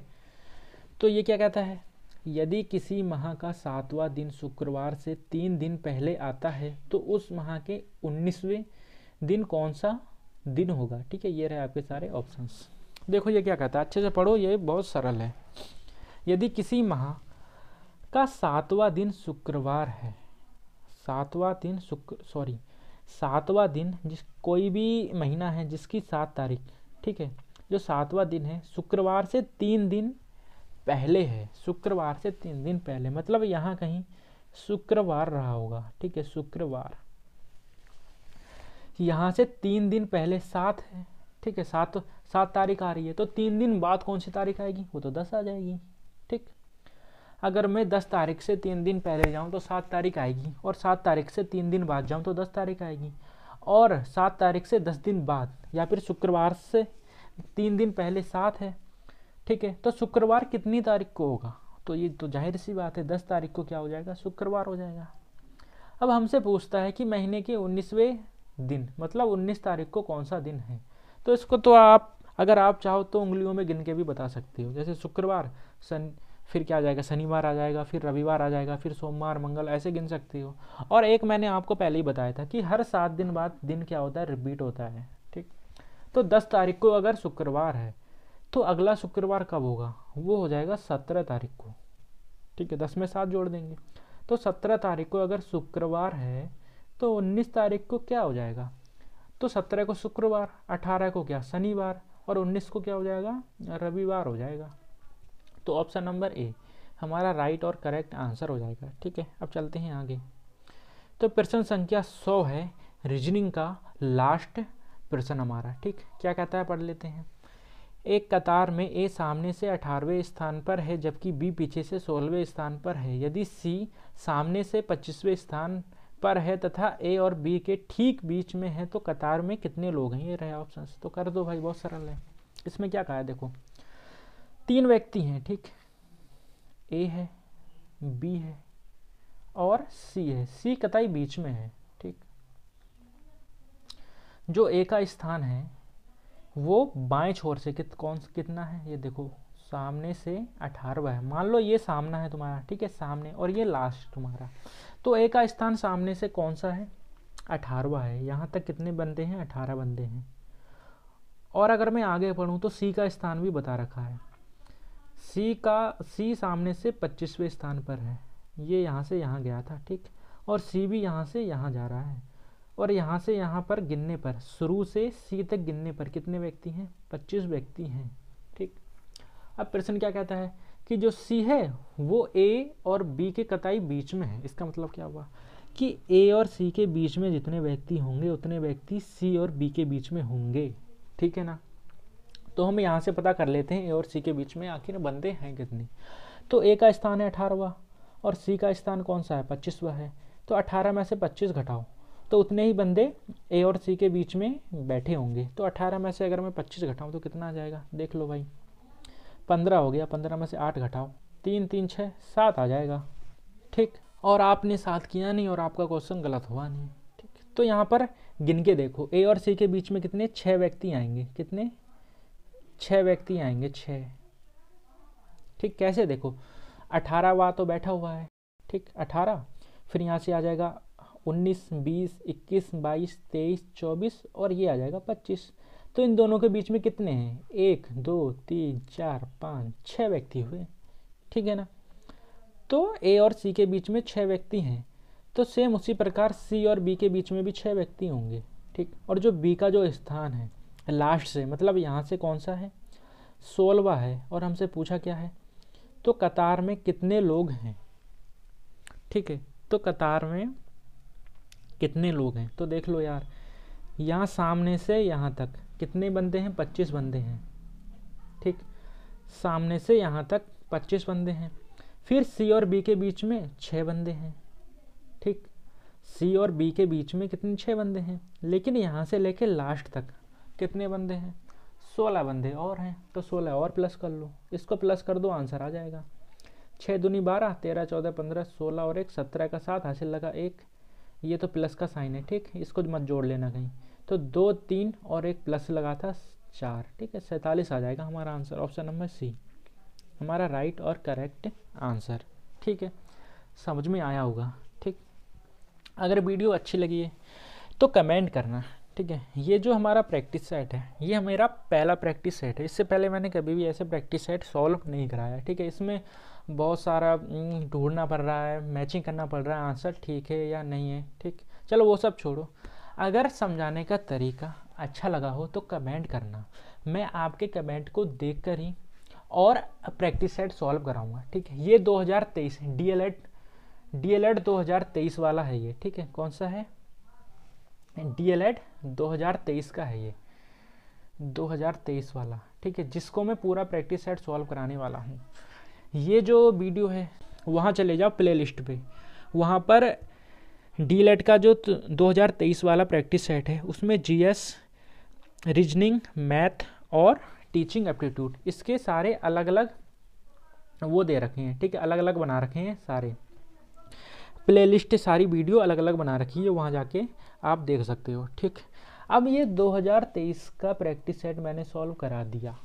अगर आप लोग इसमें कमेंट करते हैं, ठीक है, या फिर आपको ये वीडियो समझ में आ रही है, तो वो और प्रैक्टिस सेट भी सॉल्व कराए जाएंगे 2020 का, ठीक है, 2021 का, 2020 का, 2019 का, तब ही सॉल्व कराया जाएगा जब आपको ये वीडियो अच्छी लगती हैं, ठीक है। वरना आपको अच्छा लग नहीं रहा है, समझ में आ नहीं रहा है, मैं खाली यहाँ मेहनत कर रहा हूँ, उससे कोई वो नहीं पड़ेगा, ठीक है, खाली मेहनत बेकार जाती है। इससे अच्छा कि हम ना बनाएं, ठीक। तो अगर ये वीडियो अच्छी लगी फिर भी कमेंट करना, अगर अच्छी नहीं लगी, ठीक, फिर भी कमेंट करना, ठीक है। अगर अच्छी नहीं लगी तो नो या फिर कुछ भी लिख देना, तो हम इसके बाद कोई भी प्रैक्टिस सेट सॉल्व नहीं कराएंगे। अगर वीडियो अच्छी लगती है, मेरा समझाने का तरीका अच्छा लगता है, तो कमेंट कर देना कि हाँ अच्छा लगा कि और भी बनाओ, तो और भी प्रैक्टिस सेट सॉल्व कराए जाएंगे, ठीक है। तो प्लेलिस्ट में चला जाना, ठीक है, 2023 के सारे मिल जाएंगे। और अगर कमेंट अच्छे लगते हैं तो 2021, 20 और 19 जो प्रीवियस ईयर जितने भी डीएलएड के प्रैक्टिस सेट हैं सभी की मैं वीडियो बना दूंगा, और वहीं प्लेलिस्ट में तुम्हें वो सारी वीडियो मिल जाएंगी, ठीक है। चलो ठीक है, इस वीडियो को अब यहीं करते हैं एंड। अपना ध्यान रखिएगा, अपनों का ध्यान रखिएगा। धन्यवाद।